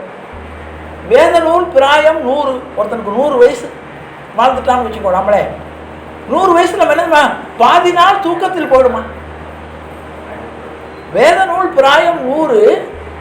100 வயசுல 50 வயசு தூக்கத்தில் போயிடுதான். 8 மணி நேரம் தூங்கிடுறோம்ல தினசரி. பாக்கி 25-30 வருஷம் பாலகனாக போயிடுறோமா. சின்ன வயசு விளையாட்டி ஆடிக்கிட்டு பெருமாள்லாம் உணராமல் ஆட்டம் பாட்டம் விளையாட்டு சாப்பாடு வேலை பார்க்குறது போயிடும். 15-20 வருஷம் முதுமையில் போயிடும். எனக்கு தள்ளலாம், நடக்க முடியல, சுகர் இருக்குது, பிபி இருக்குது. உனக்கு இப்போ எல்லாருமே ஒருத்தர் கேட்டுக்கணும், உங்களுக்கு எத்தனை? 150. உங்களுக்கு 200. காசு இல்லை. ஒருத்தர் பார்த்து நல்லா இருக்கேன் உங்கள்கிட்ட எவ்வளோ இருக்குது? இவன் ரூபா நினச்சி 200. அது கேட்கலாங்க. எனக்கு 250, உங்களுக்கு எனக்கு 350. பரவாயில்ல, நம்மளோட கூட வச்சுருக்காரு, சந்தோஷம். இதுதான் இருக்குது. இப்போ பிபி அதை ஏன் கேட்குறீங்க? எனக்கு ஏறின்னு இருக்கு. பேங்க் பேலன்ஸ் ஏறதோ இல்லையோ பிபி ஏறுறது. இன்னொன்று நம்ம பொண்ணு குழந்தைகளும் ஏற்றிவிடும். நமக்கு ஏறாட்டாலும் நம்ம குழந்தைகளும் நமக்கு ஏற்றி விடுவோம் பிபியை. அப்போ நம்முடைய ஆயுசில் பாதி நாள் தூக்கத்தில் போயிடுது. 10-15-25 வருஷம் எது விளையாட்டுலையும் ஆட்டம் பாட்டத்தில் சந்தோஷத்தில் போயிடுது. பெருமாளை பற்றி நினைக்கிறாங்கிறப்போ உடம்பு இல்லை, சக்தி இல்லை. பெருமாளை பற்றி நினைக்கக்கூடிய என்ன படுத்தா தூக்கம் வர மாட்டேங்குது. தூக்கம் வரலன்னு சொல்லிட்டு இருப்போம். அப்போ கூட வாயிராமான்னு சொல்ல வராது. தூக்கம் இல்லை, அது இல்லை, கை விழிக்கிறது, இடுப்பு விழிக்கிறது, இதைத்தான் சொல்லுவோமே தவிர அப்போ கூட ராமா கிருஷ்ணான்னு சொல்லக்கூடிய வாய் வராது. அதுக்கு தான் ஆழ்வார் சொன்னார், துப்புடையாரை சரணடைவதெல்லாம் சோர்விடத்து துணையாவதற்கென்றே. ஒரு நல்ல மனுஷாலை பார்க்குறோம், ஒரு நல்லவாளை சந்திக்கிறோம், கேட்குறோம்னா எதுக்காக சேர்ந்துருக்கோன்னா, நான் ஒரு பெரிய பணக்காரன், அவனை ஃப்ரெண்டு பிடிச்சி வச்சுருக்கேன். எதுக்காக பிடிச்சிருக்கேன்? என் பொண்ணுக்கு கல்யாணம்னா ஒரு வார்த்தை அவர்கிட்ட சொல்லுவேன், என் பொண்ணு கல்யாணம் வச்சுருக்கேன், கொஞ்சம் உதவி பண்ணணும். சரி வாங்க பண்ணுறேன் பார். அப்போ ஒரு பெரிய மனுஷனை சகாயம் பண்ணுறது எதுக்கு? எனக்கு ஆபத்து காலத்தில் உதவணுங்கிறதுக்காக தான். அதே மாதிரி நான் பகவானே உன்னை சரணடைஞ்சது எதுக்காக தெரியுமா? எனக்கு ஆபத்து காலத்தில் நீ உதவு வேணும் தான். அது எப்படி உதவுன்னு கேட்டால், ஒரு யானை அன்னைக்கு அதையும் சொல்கிறார். அந்த யானைக்கு ஆதி மூலமே உன் பேரை கூட சொல்ல, ராமா கிருஷ்ணா நாராயணன் உன் பேரை சொல்ல தெரியல, பொதுவாக சொல்லிடுத்தோம். இப்போ தண்ணியில் விழுந்தவன் யாரும் சொல்லி பேரை சொல்லி கற்றுவான், காப்பாற்றுக்கோன்னு தான் சொல்லுவானே தவிர ராமா கிருஷ்ணா ரங்கா வந்து காப்பாற்றுன்னு சொல்ல மாட்டான். அவன் பொதுவாக என்ன சொல்லுவான்? ஆபத்து என்னை காப்பாற்றுக்கோன்னு தான் தண்ணியில் வந்து. அப்போ எவன் வேணாலும் வந்து உதவி பண்ணுவான். நான் தண்ணியில் விழுந்துட்டு என் பிள்ளை ரெங்கன் வெளியில் இருக்கிறான்னு வச்சுக்கோ, கடையில் ரெங்கா காப்பாற்றுனா ரெங்கனை தானே கூப்பிட்றான். ஆயுதுக்கு வரணும், நீச்சல் தெரிஞ்சவன் திரும்பி கூட பார்க்க மாட்டான். இந்த ஆதி மூலமே இது கத்தினோன்னா பெருமாள் வந்தார். அதுதான் அவர் சொல்கிறார். அந்த ஆதி மூலமே கத்தின 5 அறிவு உள்ள யானைக்கு கூட அறிவு இருந்தது, எனக்கு இருக்காது. ஏன் இருக்காதுன்னு சொல்கிறது தெரியுமா? அந்திம காலம் வரும்போது எனக்கு புத்தி போயிடும்.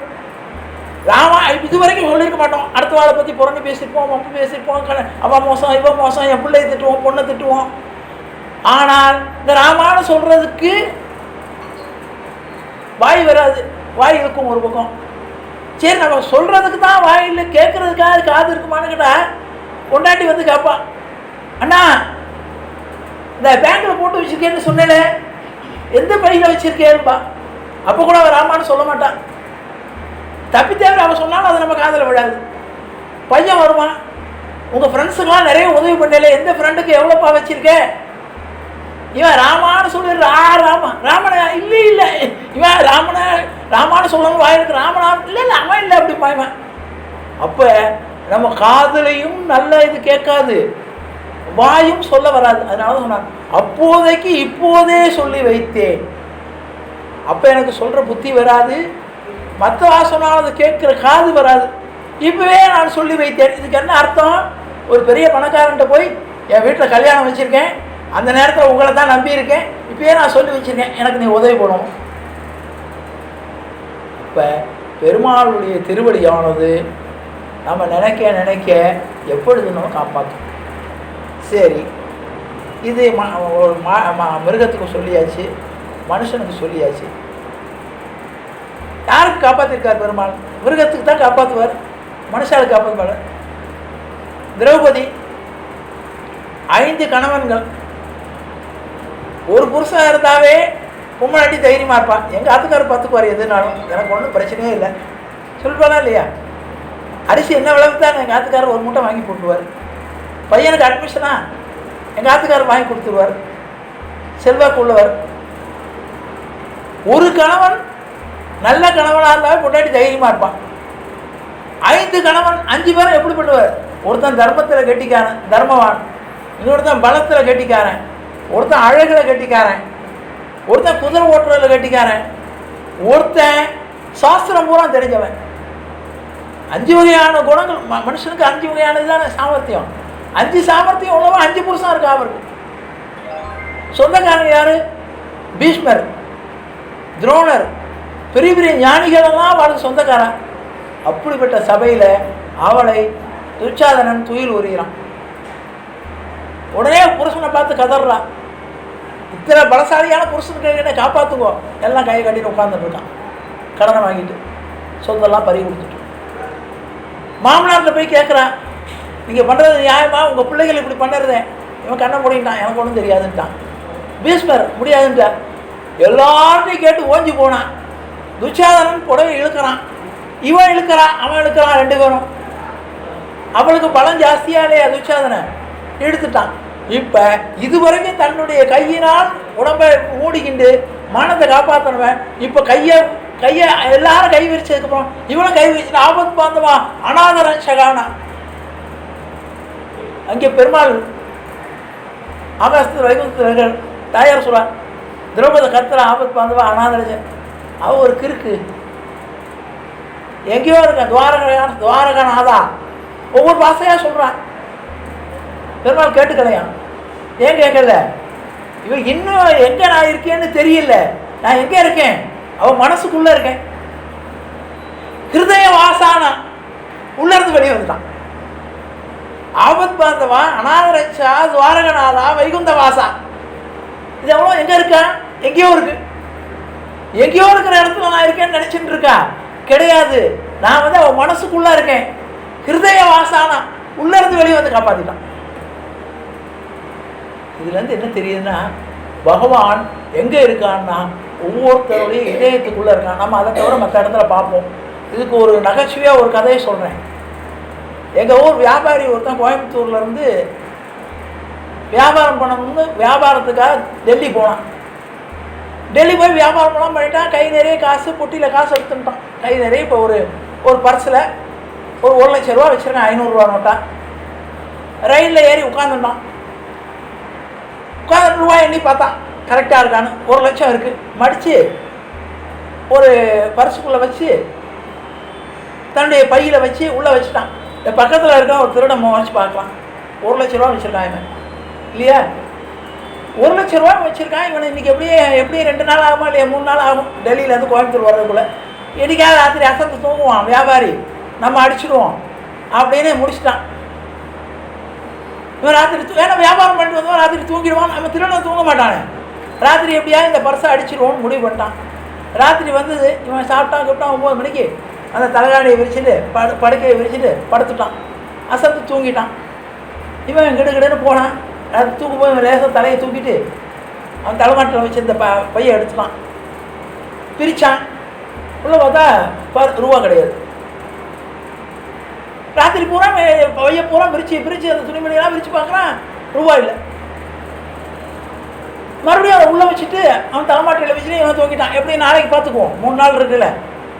எங்கே வச்சுருப்பான் இவன்? மறுபடியும் காலை பழக்கணும். இவன் காலம்பரம் போனான், பாத்ரூம் போயிட்டான், எல்லாம் வந்துட்டான். ஏதோ டீ காஃபிலாம் வந்து அதுக்கெல்லாம் பர்ஸ் எடுத்து பணத்தை எடுத்து வாங்கி கொடுக்குறான். சரி சரி என்ன எங்கே வச்சுருப்பான் இவன்? பைக்குள்ளே வைக்கல, இதுலேயும் இல்லை. மறுபடியும் அதே பைக்குள்ளே இருந்து அதே பர்ஸை எடுத்து இவன் மறுபடியும் அதே பர்ஸை அதே பைக்குள்ளே இருந்து எடுத்து ரூபா எடுத்து டீ வாங்குறான், காஃபி வாங்குறான். நம்ம இந்த பை பூரா தேடினோமோ இவன் கிடைக்கல. இன்றைக்கி நல்லா தேடி இன்னொன்று மறுபடியும் 2ஆவது நாள் பார்த்தான். 2ஆவது நாள் தூக்குறான். மறுபடியும் பையை எடுத்துட்டு, ஆனால் இவன் நல்லா தூங்குறான். அதை எடுத்து நல்லா மறுபடியும் எல்லாம் போட்டாக்கிட்டு பை சைடில் இருக்கிற ஜிப்பு கிப்பு எல்லாம் திறந்து பார்க்குறான். அதுலேயும் ரூபா இல்லை. விடிஞ்சிருத்து. அதுக்குள்ளே இவனுக்கு தூக்கம் போயிடுத்து, விடிஞ்சிருத்து. மறுபடியும் வச்சுவிட்டு இவன் போய் பாத்ரூம் போயிட்டு வரான். இவன் மறுபடியும் ரூபா எடுத்து எண்ணிட்டு இருக்கான். ஏன்னா அது 3ஆவது நாள் பார்த்தான், இதே மாதிரி பண்ணான். 3ஆவது நாளும் இல்லை. காலம்பரம் பார்த்தா இறங்கும் போது மறுபடியும் ஒரு ரூபாய் எண்ணி பார்த்துட்டு, சரி டாக்ஸிக்கு இவ்வளோ இருக்குது, அது டாக்ஸி பணத்தை பையில் எடுத்து வச்சுட்டு பாக்கி உள்ள அதே பைக்குள்ளே வச்சுட்டு இறங்க போனான். இவன் பிடிச்சான் அவனை இல்லையா. நான் இது வரைக்கும் கோயம்புத்தூரில் அடிக்காத பிக் பாக்கெட் இல்லை. அண்டர்வேர் வச்சுருக்கிறது கூட நான் பிளேட் போட்டு எடுத்திருக்கேன். நீ என்னை விட கெட்டிக்காரனாக இருக்கே, இந்த பர்சன் நீ எங்கே வச்சுருந்த 3 நாளாக அப்படின்னா, இவன் சொன்னால் உன் பைக்குள்ளே தான் வச்சுருந்தேன். எனக்கு நீ வரப்போதே என்ன ஒரு மாதிரியாக முறைச்சி பார்த்து எனக்கு சந்தேகமாக இருந்தது. சாயந்தரம் நீ ஒன்றுக்கு போனேல, அப்போ உன் பைக்குள்ளேயே வச்சுட்டேன். எனக்கு உன் பையன் நீ திறக்க போகிறது இல்லைல்ல, நீ என் பையன் நோண்டிகிட்டு இருக்க ராத்திரி. நான் அழகாக தூக்கிட்டேன், என் பையன் ஒன்றும் இருக்காதுன்னு. காலம்பரம் நான் மறுபடியும் எடுத்துட்டேன். இருக்கும் இடத்தை விட்டு இல்லாத இடம் தேடி எங்கெங்கோ அழைகின்றார் ஞான தங்கமே, அவர் ஏதும் அறியாதடி ஞான தங்கமே. இதான் பகவான் எங்கே இருக்கானா, நம்ம மனசுக்குள்ளே இருக்கான். ஆமாம், அது தெரியாமல் திருப்பதியில் இருக்கானா, திருச்செந்தூரில் இருக்கானா, பழனியில் கிடைக்க மாட்டான். அங்கே வெறும் கல்லா தான் இருப்பான். அவன் எங்கே இருக்கானா, மனத்துள்ளான், வாக்கில் உளான். பிரகலாதன்ட்ட ஹிரண்யகசிப்புக்கும் பிரகலாதனுக்கும் ரொம்ப நாளாக சண்டை. இன்னைக்கு முடிவு பண்ணணும் ஒரு வார்த்தை. எல்லாரும் எத்தனையோ பண்ணி பார்த்தா, கடலில் தள்ளி நான் மலையில் உருட்டினான், இந்த புள்ள குறைச்சி வந்துடுத்து. இன்னைக்கு நீ நானும் ஒரு பஞ்சாயத்து முடிவு பண்ணி நெல்லுடா காட்டலா பெருமாள் எங்கே இருக்காரு. இவன் சொன்னான் தூணிலும் இருப்பான் துரும்பிலும். அதெல்லாம் சொல்லாது, எந்த இடம் கரெக்டாக சொல்லு. இதில் கம்பன் ரொம்ப அழகாக ஒரு வார்த்தை சொன்னான். தூணிலும் இருப்பான், துரும்பிலும் இருப்பான், சாணிலும் இருப்பான், அணுவிலும் இருப்பான். அணுவை 100 கூறாய் பிரித்தால் அந்த அணுவில உள்ள 100 தூணிலும் இருப்பான் சொல்லிட்டு உன் சொல்லிலும் உளான்னா. நீ வாயை திறந்து பகவான் இல்லைன்னு சொல்ற பாரு, அந்த சொல்லுல கூட அவன் இருக்கான்னா. அவன் பகவான் இல்லைன்னு சொல்றதுக்கு உனக்கு வாயில சக்தி இருக்கே, அதை அவன் கொடுத்ததால தான் நீ இல்லைன்னு சொல்றேன். அவன் சக்தி உனக்கு கொடுக்காட்டி இல்லைன்னு சொல்லக்கூட உனக்கு சக்தி இருக்காது. உன் சொல்லிலும் உளான்னா, இல்லை நீ கரெக்டாக சொல்லு அப்படின்னா. இப்போ இதில் பெருமாள் முடிவு பண்ணிட்டார், ஹிரண்யகனை கொல்லணும். என்ன பண்ணணும், நரசிம்மனா வேஷம் போட்டுக்கணும், நல்லா சிங்கம் மாதிரி மேக்கப் பண்ணிவிட்டு எல்லாம் பண்ணி ரெடி ஆகிட்டார். இவனுக்கு வாக்குவாதம் நடக்கிறதான். இவன் கேட்குறான் தூணையில் எங்கே இருப்பான்னு. இந்த பிரகலாத குழந்தை சொல்கிறான் தூணையில் இருப்பான் துரும்பிலும் இருப்பான்னா. இவருக்கு பயமாக போயிடுத்து. இவன் பாட்டுக்கு ஏதாவது ஒரு தூணை காட்டி இதில் இருக்கானா அதுலேருந்து வரணும். ஒரு துரும்பு எடுத்து இந்த ஹிரண்யகசிபன் இந்த துரும்பில் இருக்கானான்னு கேட்டால் என்ன வரணும், அந்த துரும்புக்குள்ளே பகவான் வரணும். அதனால் பகவான் என்ன பண்ணுறான்னா, துரும்புக்குள்ளே தன்னுடைய ஓங்கி உலகளந்த உத்தமன் பேர் பாடி.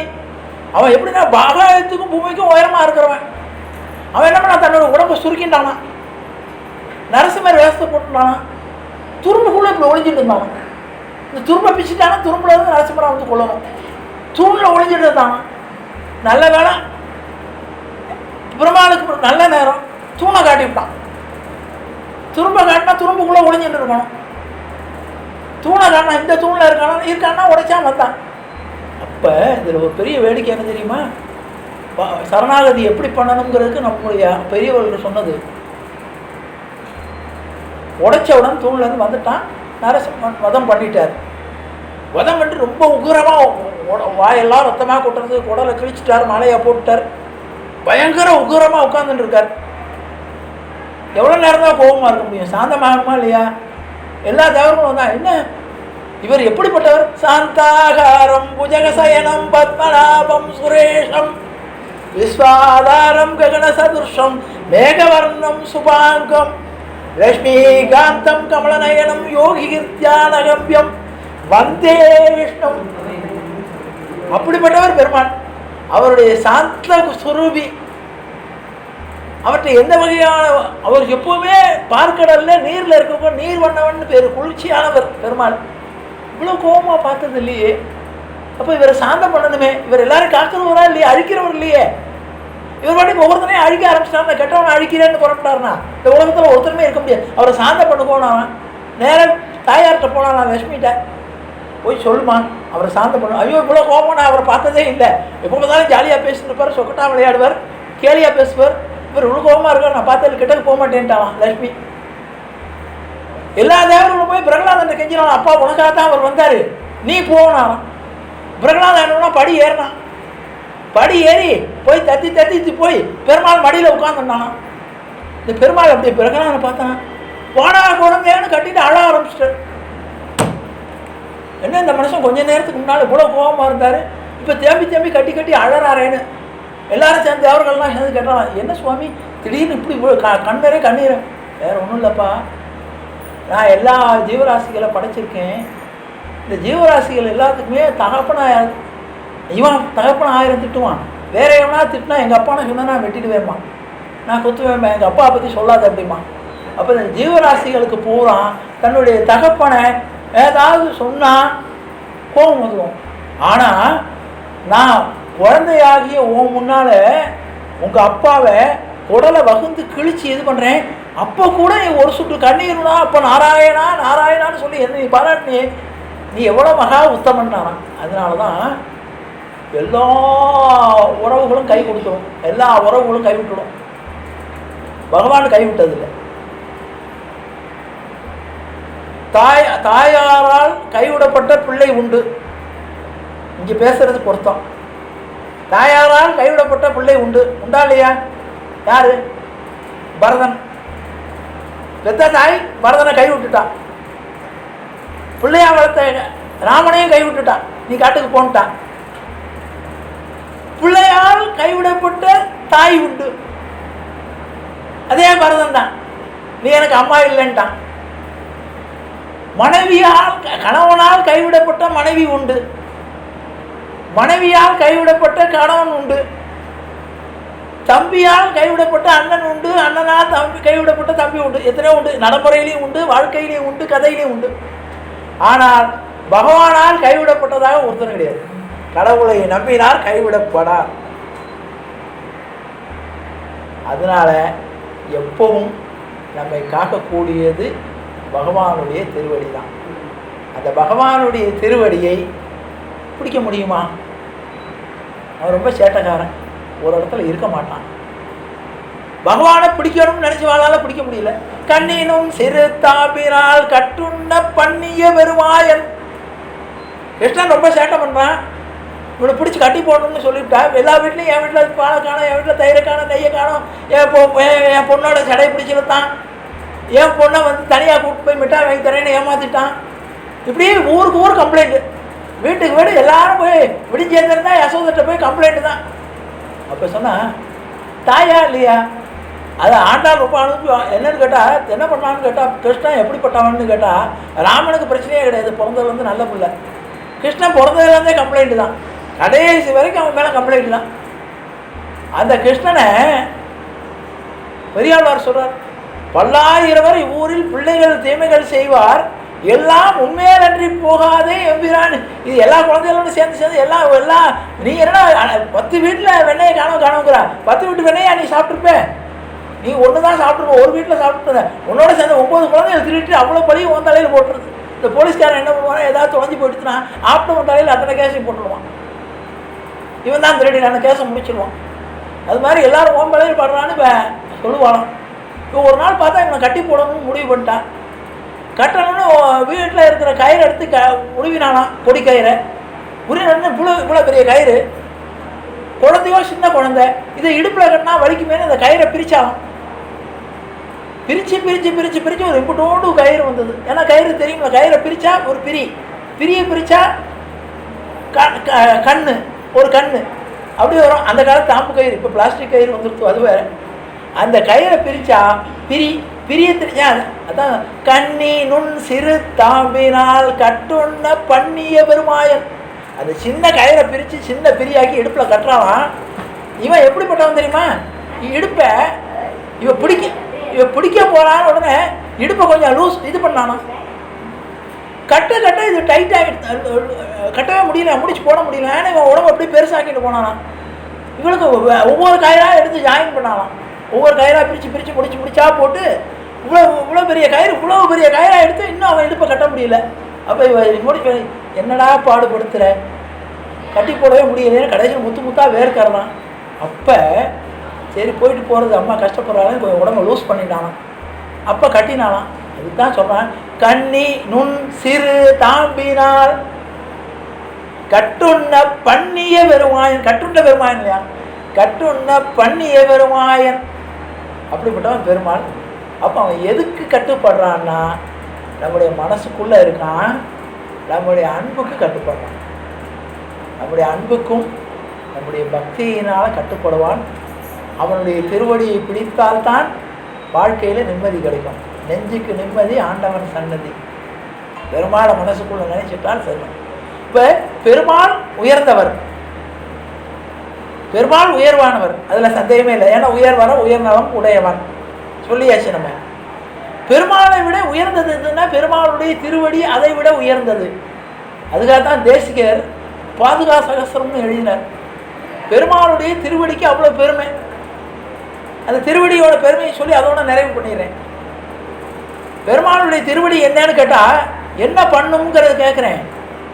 ராமாயணத்தில் படிச்சுட்டு இருக்கார் தேசிகர். படிச்சுட்டு இருக்கும்போது ராமாயணத்தில் பாதுகா பட்டாபிஷேகம் வருது, பரதன் பாதுகா பட்டாபி. அந்த காட்சியை பார்க்குறார். இவருக்கு உடனே இந்த பாதுகையுடைய உயர்வு தோணுது. பாதுகா சகஸ்திரம்னு 1008 பாட்டு எழுதுறார். அது என்னன்னு கேட்டால், ராமருக்கு நாளைக்கு பட்டாபிஷேகம் முடிவாயிடுத்து. என்ன சொன்னான்னு கேட்டால், ராத்திரி எல்லாம் நாளைக்கு காலம்பரம் உனக்கு பட்டாபிஷேகம்னு சொல்லி தசரதை சொல்லிட்டார். எல்லாத்துக்கும் ரெடி ஆகிக்கோங்கன்னு. உடனே வேசாவரை கூப்பிட்டு அவருக்கு துணிமணி அவருடைய இது பூரா ரெடி பண்ணுக்கோனா. அவருடைய வாள் கோதண்டம் இருக்கா இல்லையா, அதை நெய்யெல்லாம் பூசி வச்சுட்டா, கிரீடத்தை தொடச்சி வச்சு விட்டா, எல்லாத்தையும் ரெடி பண்ணி காலம்பரம் பட்டாபிஷேகத்துக்கு அலங்காரம் பண்ணிக்க அவருடைய ட்ரெஸ் எல்லாம் போட்டு வச்சுருக்கா. எல்லாத்துக்கும் அலங்காரம் நம்ம பார்க்குறோம். எல்லாத்துக்கும் என்ன அலங்காரம்? ஊருக்கு போகணுன்னா புடவைக்கு என்ன பண்ணுவோம்? இஸ்திரி போடுவோம், பவுடர் டப்பா எடுத்து வைப்போம், சீப்பு எடுத்து வைப்போம். செருப்புக்கு ஏதாவது அலங்காரம் பண்ணுவோமா? என்ன அலங்காரம்? செருப்புக்கு அதிகபட்சம் அலங்காரம் என்ன? ஒரு சொம்பு தண்ணி விடுவோம், அவ்வளோதானே. செருப்பை க்ளீன் பண்ணணும்னா என்ன பண்ணுவோம்? ஒரு குடம் தண்ணியை விட்டுடுவோம், அவ்வளோதானே. மற்றதுக்கெல்லாம் வேஷ்டி சட்டையெல்லாம் நல்லா அயன் பண்ணுவோம், பவுடர் போடுவோம், இது பண்ணுவோம். ஆனால் நம்மளை காப்பாற்றுறது எது? வெளியே போனாலும் முதல்ல காப்பாற்றுறது எது? சூடு தாக்காமல் முள் தாக்காமல் காப்பாற்றுறது. அந்த பாதுகையை நம்ம மதிக்க மாட்டோம். அதனால் என்ன செருப்பாக மதிக்கிறான்னு சொல்கிறோமா இல்லையா? உலகத்திலே கேவலமாக நினைக்கிறது எது?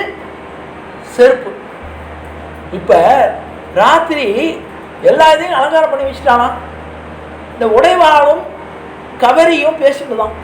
இந்த உடைவாள் சொன்னதான், நாளைக்கு ராமர் என்னை கையில் பிடிச்சிட்டு இருப்பார் கம்பீரமா. எல்லாரும் ராமருக்கு வணக்கம் போடும்போது எனக்கும் வணக்கம் போடுவா. இந்த கவரி சொன்னதான், நான் தான் அவருக்கு விசிறி வீச போகிறேன், அவருக்கு வேர்த்ததுன்னா நான் தான் அவருக்கு பணிவிட பண்ண போகிறேன் அப்படின்னு கர்வமாக பேசுதான். இதெல்லாம் ஒன்று கொண்டு நான் செஞ்ச போகிறேன். கிரீடம் சொன்னதான், நீங்கள்லாம் கை இழப்பி காலில் இருப்பீங்க, அவர் தலைமையிலேயே உட்காந்துக்க வேண்டுதான் இந்த கிரீடம். எல்லாம் சேர்ந்து இந்த ஒவ்வொன்றும் அதாவது பெருமையை பேசுது. அந்த செருப்பு இருக்கே பாதுகை, இனிமேல் இதுக்கு வேலை எங்கே இருக்க போகிறது?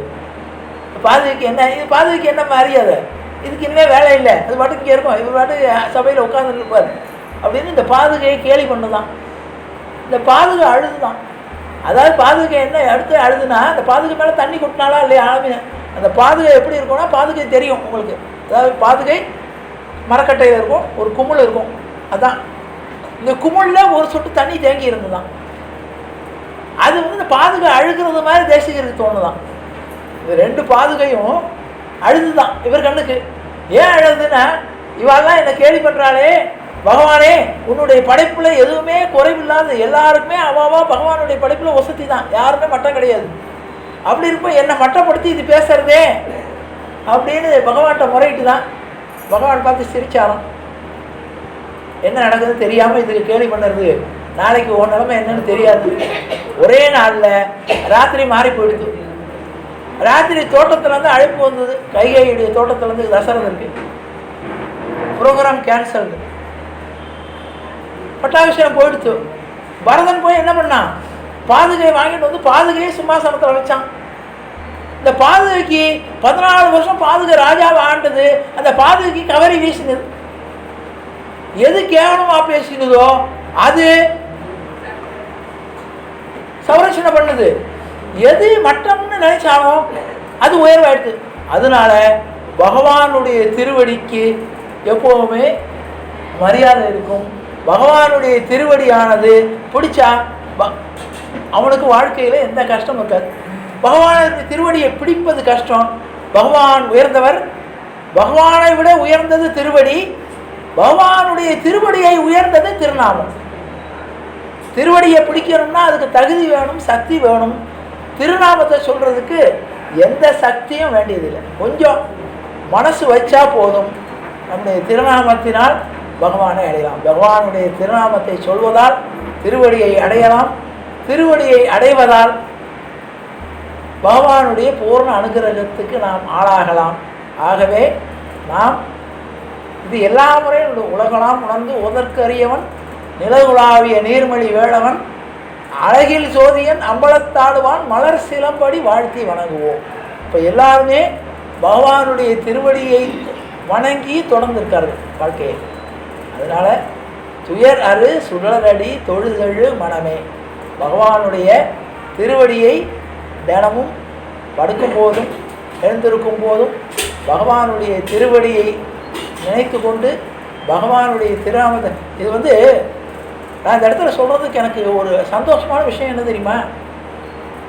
எல்லாருமே சில பேர் நினைக்கிறாங்க ஓல்டேஜ் ஹோமில் இருக்கிறது சேஃப். ஏன்னு கேட்டால் இந்த இடத்துல நான் அதை சொல்லி ஆகணும். பகவானுக்கு சேவை பண்ணுறது ஒன்று, மனுஷாளுக்கு சேவை பண்ணுறது ஒன்று. பகவான் சேவை பாகவத சேவைன்னு. இவர் நான் ரெங்கன்கிறதுனால சொல்கிறேன், உங்கள் எல்லாருக்கும் ஒரு குழந்தை என்ன, உங்கள் எல்லாருமே அவர் சொந்தம். உங்களுடைய இதை பூரா பார்த்துக்கிறான்னா பகவானுடைய நியமனம். ஏதாவது ஒரு ஆஃபீஸில் வேலை பார்த்தாருன்னா சம்பளத்தை வாங்கிட்டு போயிருக்கலாம், இல்லைன்னா ஏதோ இதை விட கூட இருக்கலாம், குறைய இருக்கலாம். இப்போ என்ன விடிஞ்சிருந்துருந்தா அந்த தன்னுடைய அம்மாவுக்கு உடம்பு சரியில்லை, அந்த மாமிக்கு என்ன ஆயிடுது, இவளுக்கு என்ன ஆயிடுது, இது என்ன ஆயிடுது, அவள் ஆஸ்பத்திரிக்கு போனாலா, சாப்பிட்டாளா, 100 பேருடைய அல்லது 200 பேருடைய அல்லது 300 பேருடைய பாரத சேர்த்து தலையில் சுமந்துருக்கேன். காசு வாங்குறாரு கொடுக்குறாரு, அது வேற. நான் என் பென்ஷனை பூரா அப்படியே என் பிள்ளைகிட்ட கொடுத்தாலும் செய்வான்னு நிச்சயம் இல்லை. அப்பா எனக்கு ஆஃபீஸில் வேலை இருக்கு, நான் போயிட்டு வரேன்னுவான். அப்போ நூற்றுக்கணக்கான ஆட்களுடைய பொறுப்பை ஏற்றுக்கிறதுங்க பெரிய சமாச்சாரம். அது ஒன்று. இது மகா புண்ணியமான காரியம். அதை ஏற்றுருக்கிறதுக்கு ஒரு சந்தோஷம். நமக்கு என்ன சந்தோஷம்? அவருக்கு ரைட்டு, புண்ணியம் கிடைக்கிறது, ஏதோ செய்கிறார், வாங்கிக்கிறார், செய்கிறார், நம்ம பற்றி நினைக்கிறேன். நமக்கு என்ன புண்ணியம்னு கேட்டால், நான் கோடீஸ்வரனாக இருந்தால் கூட ஆற்றுல எனக்கு உடம்பு சரியில்லைன்னா நான் தனியாக தான் புலம்பிட்டு இருக்கணும். இங்கே நாம் ஒருத்தருக்கு ஒருத்தர் ஆறுதலாக இருக்கலாம். மாமி டெய்லி காலம்பரம் அந்த உடனே வந்துடுவாளே, என்ன ஆச்சு கேட்குறதுக்கு ஆள் இருக்குல்ல. ஒவ்வொருத்தாளுக்கு உடம்பு சரியில்லைன்னா அங்கே இருக்கிற 65 பேரில் 64 பேர் உதவிக்கு இருக்கா.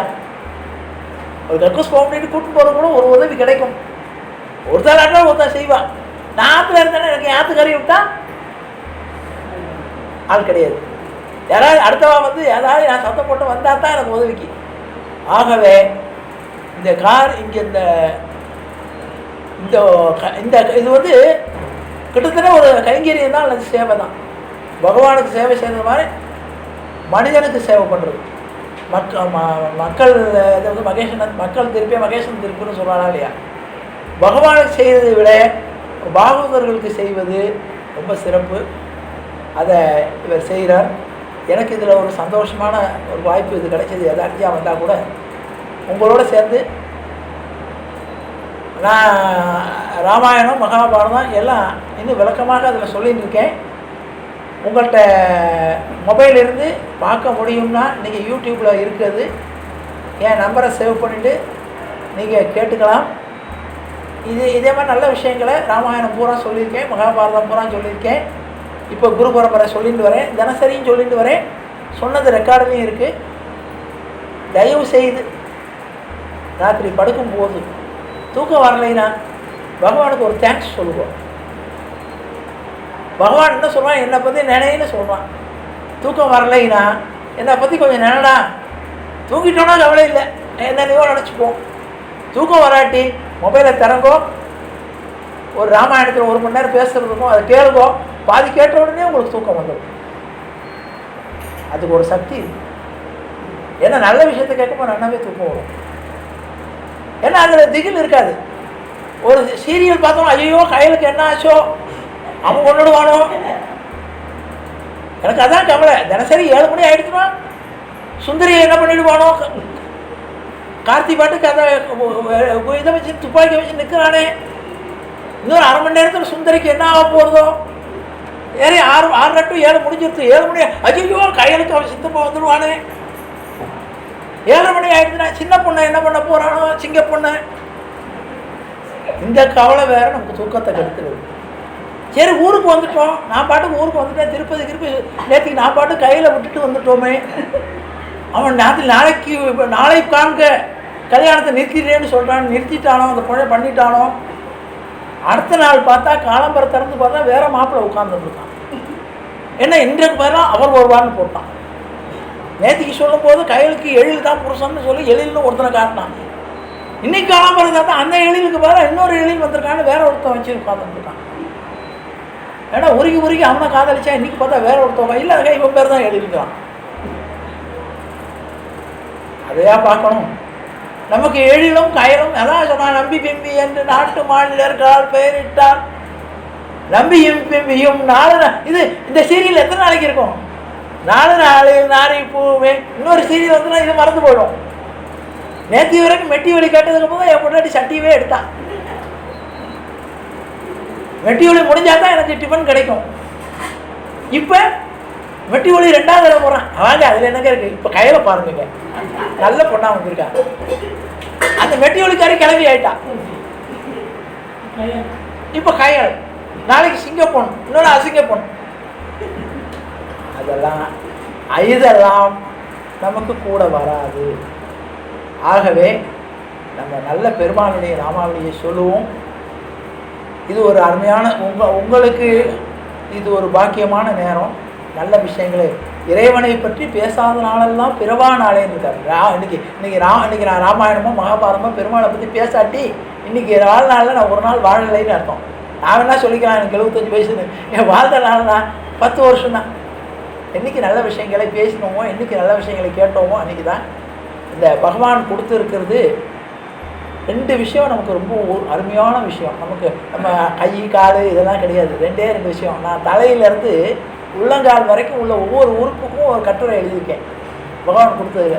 அதை சொல்லி நிறைவு பண்ணிடுறேன். 2 விஷயம் பகவான் நல்லா கொடுத்துருக்கான். அதை பத்திரமா பார்த்துக்கணும். ஒன்று காது, இன்னொன்று வாய். காதுக்கு திருவள்ளுவர் என்ன சொன்னால் ஒவ்வொன்றுக்கும் ஒவ்வொரு சுவை இருக்குது. நாக்குக்கு என்ன சுவை? சாப்பிட்றது. கண்ணுக்கு என்ன சுவை? அழகான காட்சியை பார்க்கறது. மூக்குக்கு என்ன சுவை? நல்ல வாசனையை நுகர்றது. செவிக்கு மாத்திரம் என்ன சுவை தெரியுமா கொடுத்துருக்கான்? இந்த செவி மாத்திரம் எதை வாங்கிட்டாலும் வாங்கி உள்ள தள்ளிடுமா, அங்கங்கே அனுப்பிடுமா. செவியின் சுவை உணரா வாய் உணர்வின் மாக்கள் அவியினுமென் வாழினுமென்னா. செவியின் சுவை உணரா வாய் உணர்வின் மாக்கள் தான். அப்போ என்ன அர்த்தம் தெரியுமா? மக்கள், நம்மளாம் என்ன சொல்றோம்? மக்களுங்கிறோம். நம்ம மக்கள் இல்லையா? ஒரு துணை எழுத்து போட்டான், ஒரு கால் போட்டான், மாக்கள்னா. ஏன் கால் எழுத்து போட்டான் தெரியுமா? நீங்கள் மாக்கள்னு சொல்லி வள்ளுவன் ஒரு இதில் கூட அபசகுணமான வார்த்தையை சொன்னதில்லை. அந்த ஒரு பாட்டு தான் சொன்னான். செவியின் சுவை. இந்த பகவான் நல்ல காதை கொடுத்துருக்கான். இது நல்ல விஷயங்களை கேட்காம கைகளையும் வெட்டி ஒலியும் ஜட்டி ஒலியும் கேட்டுட்டு கண்டதெல்லாம் கேட்குறீங்களேடா. செவியில் சுவை உணரவா. அடுத்தது இந்த சாதத்தில் நாங்கள் நல்லா சாப்பிட்டு இன்னைக்கு சக்கரை குறைவு, உப்பு கூட போட்டு வாய் உணர்வின் மாக்கள். அறவான 2 காதை கொடுத்துருவான். மற்றெல்லாம் ஒன்று தான். நாக்கு ஒன்று, காது. ஏன்னா 2 பக்கமும் நல்ல விஷயங்களை கேட்டு வாங்கிக்கணுங்கிறதுக்காக. செவியில் சுவை உணரா வாய் உணர்வின் மாக்கள் போகிறது. அவியினும் என் வாழினும் இருந்தா என்ன போனா என்னன்னா இதை சொல்லிட்டான்ல. அடுத்தாப்புல இன்னொன்று சொன்னான், வாயை கட்டுப்படுத்துதான். யாகாவாராயினும் நாகாக்க காவாக்கால் சோகாப்பர் சொல்லி இழுக்கப்பட்டு. இதுக்கு என்ன அர்த்தம் தெரியுமா? பகவான் கொடுத்த உடம்புலையே ரொம்ப பத்திரமா வச்சுக்க வேண்டிய உறுப்பு என்ன தெரியுமா? நாக்கு தான். நல்லா பாருங்க, நாக்குக்கு எவ்வளோ பாதுகாப்பு கொடுத்துருக்கான் பாருங்க. நாக்கை கொடுத்து அதுக்கு 32 சோல்ஜர், 2 கேட்டு வாழ்வு. இது மூலம் எது கொடுத்துருக்கான்? இது நாக்கு இவாளெல்லாம் சிறை வச்சிருக்கான் உள்ளுக்குள்ளே, வெளியவே போக முடியாது. அது ஆயுசு போனால் ஜெயில் தான். அதுக்கு மற்றதெல்லாம் அங்கங்கே போகும். நாக்கு 2 நிமிஷமாக அது வெளியே போகிறதா, 2 செகண்ட் கூட வெளியே இருக்காது. அந்த நாக்குக்கு அவ்வளோ பாதுகாப்பு. 32 பல்லு சோல்ஜர், 2 கேட் வால்வு. இந்த நாக்கு என்ன பண்ணுறது தெரியுமா? இந்த 32 சோல்ஜரையும் தாண்டி, இந்த 2 கேட் வால்வையும் தாண்டி அடுத்த வீட்டுக்காரங்க 2 வார்த்தை சண்டை போட்டுட்டு உள்ளே வந்து பத்திரமா ஒழிஞ்சிடும். ரைட்டா? இவ்வளோ பாதுகாப்பு கொடுத்துருக்காங்க, பத்திரமா இருக்காது. அது நாக்கு வெளியே போய் ஒரே ஒரு வார்த்தை சொல்லிட்டு வந்துடும். மாமியாருக்கும் மருமகனுக்கும் நாள் பூரா சண்டை, அம்மாவுக்கும் பிள்ளைக்கும் சண்டை. இது என்ன ஒரே ஒரு வார்த்தை தான் சொல்லிட்டு வந்துடும். சொல்லிக்க வந்த உடனே சொன்னது எது? நாக்கு தானே. எவனா நாக்கா இருக்கிறேன்னு சொல்லுவானா? பல்ல உடைச்சிடுவேன், மூஞ்சியை உடைச்சிடுவேன், கையை உடைச்சிடுவேன். தப்பு கையா பண்ணுது, காலா பண்ணுது, மூக்கா பண்ணுது? எது பண்ணுது தப்பு? நாக்கு பண்ணுது. நாக்குக்கு பனிஷ்மெண்ட் கிடையாது. அது தப்பு பண்ணிட்டு என்ன பண்ணணும்? உள்ளே வந்துடும், நேக்கா ஒழிஞ்சிடும். அது கூட வச்சுட்டு இருக்கிறதுனால என்ன பண்ணுவோம்? இந்த மூஞ்சி அப்படி வாங்கும், பல்லு உடவாகும், கண்ணுக்கு தண்டனை அனுபவிக்கும், உடம்பு பூரா தண்டனை அனுபவிக்கும். இந்த நாக்கை கட்டுப்படுத்தாவிட்டால், ஒரு டாக்டர்கிட்ட போகிறோம், சார் எனக்கு காய்ச்சல், டாக்டர் என்ன சொல்கிறாரு? நாக்கை காட்டுங்கிறாரு. ஏன்? இந்த நாக்கு தேவையில்லாததை உள்ள தள்ளினாலும் ஆபத்து, தேவையில்லாத வெளியே தள்ளினாலும் ஆபத்து. தேவையில்லாத பதார்த்தங்களை சொல்லியிருப்பார் டாக்டர், உனக்கு சுகர் ஏறி இருக்கு, சாப்பிடலாம், இது அப்போ தான் கொஞ்சம் இன்னும் கொஞ்சம் போடுவோம் சக்கரை காஃபியில், போகாது. அதுவும் ஆபத்து. தேவையில்லாததை உள்ள தள்ளினாலும், அந்த நாக்கு தள்ளினாலும் ஆபத்து, தேவையில்லாத வார்த்தைகளை வெளியில் தள்ளினாலும் ஆபத்து. ஒரு மாமி இருக்கா, மாமியை கூப்பிடுறோம், ராமா அப்படின்னு சொல்லிட்டு மாமியை கூப்பிட்டேன்னு வச்சுக்கோ, லட்சுமி, அதுக்காக தான் நல்ல பேரை வைக்கிறது சொல்கிறதா. அது மாமி எப்படி இருந்தாலும் சரி, எப்படி அதிகமாக இருந்தாலும் சரி, நல்லா இருந்தாலும் சரி, நல்லா இருந்தாலும் லட்சுமின்னு பேரை வச்சா சொல்லும் போதாவது அழகாக சொல்லுவேன். என் ஆத்துக்காரியே எல்லாரும் வரவாடலாம், உங்களை பார்த்தா லட்சுமி மாதிரி இருக்கும்பா, நல்லா காப்பி போட்டு கொண்டு வந்து கொடுத்துருவா. எனக்கு பிடிக்காத வந்தால் கூட அம்மா பார்த்தா லட்சுமி மாதிரி இருக்கு அப்படின்னு சொன்னால் என்ன பண்ணுவான்? எனக்கு பிடிக்காதவனு கூட நல்லா உபச்சாரம் பண்ணுவான். ஏன்? அந்த பேர் அதனுடைய சௌகரியம். அதனால் நான் நல்ல விஷயங்களை பேசுவோம், திருக்குறளில் சொன்னது மாதிரி நல்லதை கேட்போம். இது 2 கிடைக்காது. இது 2 தான் கஷ்டம் உலகத்தில். இது 3, இதில் 3 விஷயம் நமக்கு ஒன்று சேரவே சேராது. என்ன தெரியுமா சேராது? அதோட நிறைவு பண்ணிடுறேன். நம்ம உடம்பு, நம்முடைய வாக்கு, செயல், இது 3 ஒன்று சேராது. நீங்கள் என்ன யோசிச்சு பாருங்க. உடம்பு ஒரு இடத்துல இருக்கும். ஒரு உதாரணமாக சொல்கிறேன். உடம்பு கோவிலில் இருக்கும். வாய் என்ன பேசும்? இந்த மாமியை பார்த்தியா, இதே டிசைனில் தாண்டே புடவை வாங்கணும். நான் கேட்டுட்டே எங்கள் மனுஷன், எங்கள் ஆத்துக்காரர் கேட்க மாட்டேங்கிறாரு. இந்த தீபாவளிக்காவது இந்த டிசைனில் தான் வாங்கணும். வாய் என்ன சொல்லும்? கோவிலில் உட்காந்துட்டு இதை சொல்லும். மனசு என்னது வாங்கணும்? ஏன்னா கேஸை ஆஃப் பண்ணிட்டு வந்துட்டேன்னா என்னென்னு ஞாபகம் இல்லையே. எங்கே பெருமாள் சந்தையில் ஆரத்தி காட்டும் போது ஞாபகம் வரும், உள்ளே வர்றது வரைக்கும் ஞாபகம் வராது. பெருமாள் சந்தையில் அப்படி ராமா ராமான்னு ஆரம்பிச்சுக்கா, அண்ணா என்னம்மா கேஸ் ஆஃப் பண்ணாமல் வந்துட்டேன்னா, மனசு ஆற்றுல கேஸு இல்லாட்டி வாசலில் செருப்பு போட்டு வந்தோமே, அங்கே ஒரு பிச்சைக்காரன் முடிச்சு இருந்தான், நல்ல செருப்பு நேரத்தான் வாங்கினேன், அங்கே வந்து தான் ஞாபகம் வரும். அப்போ இந்த மனசு, உடம்பு எங்கே இருக்குது? கோவிலில் இருக்குது. வாய் ராமா ராமான்னு சொல்லுது. மனசு எங்கே இருக்குது? ஆற்றுல கேஸ் ஆஃப் பண்ணிட்டு வந்தோமா, டிவி ஆஃப் பண்ணோமா, வாசலில் செருப்பை கரெக்டாக போட்டு வந்துட்டோமா? சரி, மனசு பெருமாள்கிட்ட இருக்குது. எப்போ இருக்குது தெரியுமா? பஸ்ஸில் போயிட்டு இருக்கோம். உடம்பு எங்கே இருக்குது? பஸ்ஸில் இருக்குது. சடன் பிரேக் அடிக்கிறான், டமால்னு, ராமா அப்படிங்கிறோம், காப்பாத்துன்னு. அதோட இன்னும் சில பேர் சொல்லவே மாட்டான், ஐயோ போடுவான்.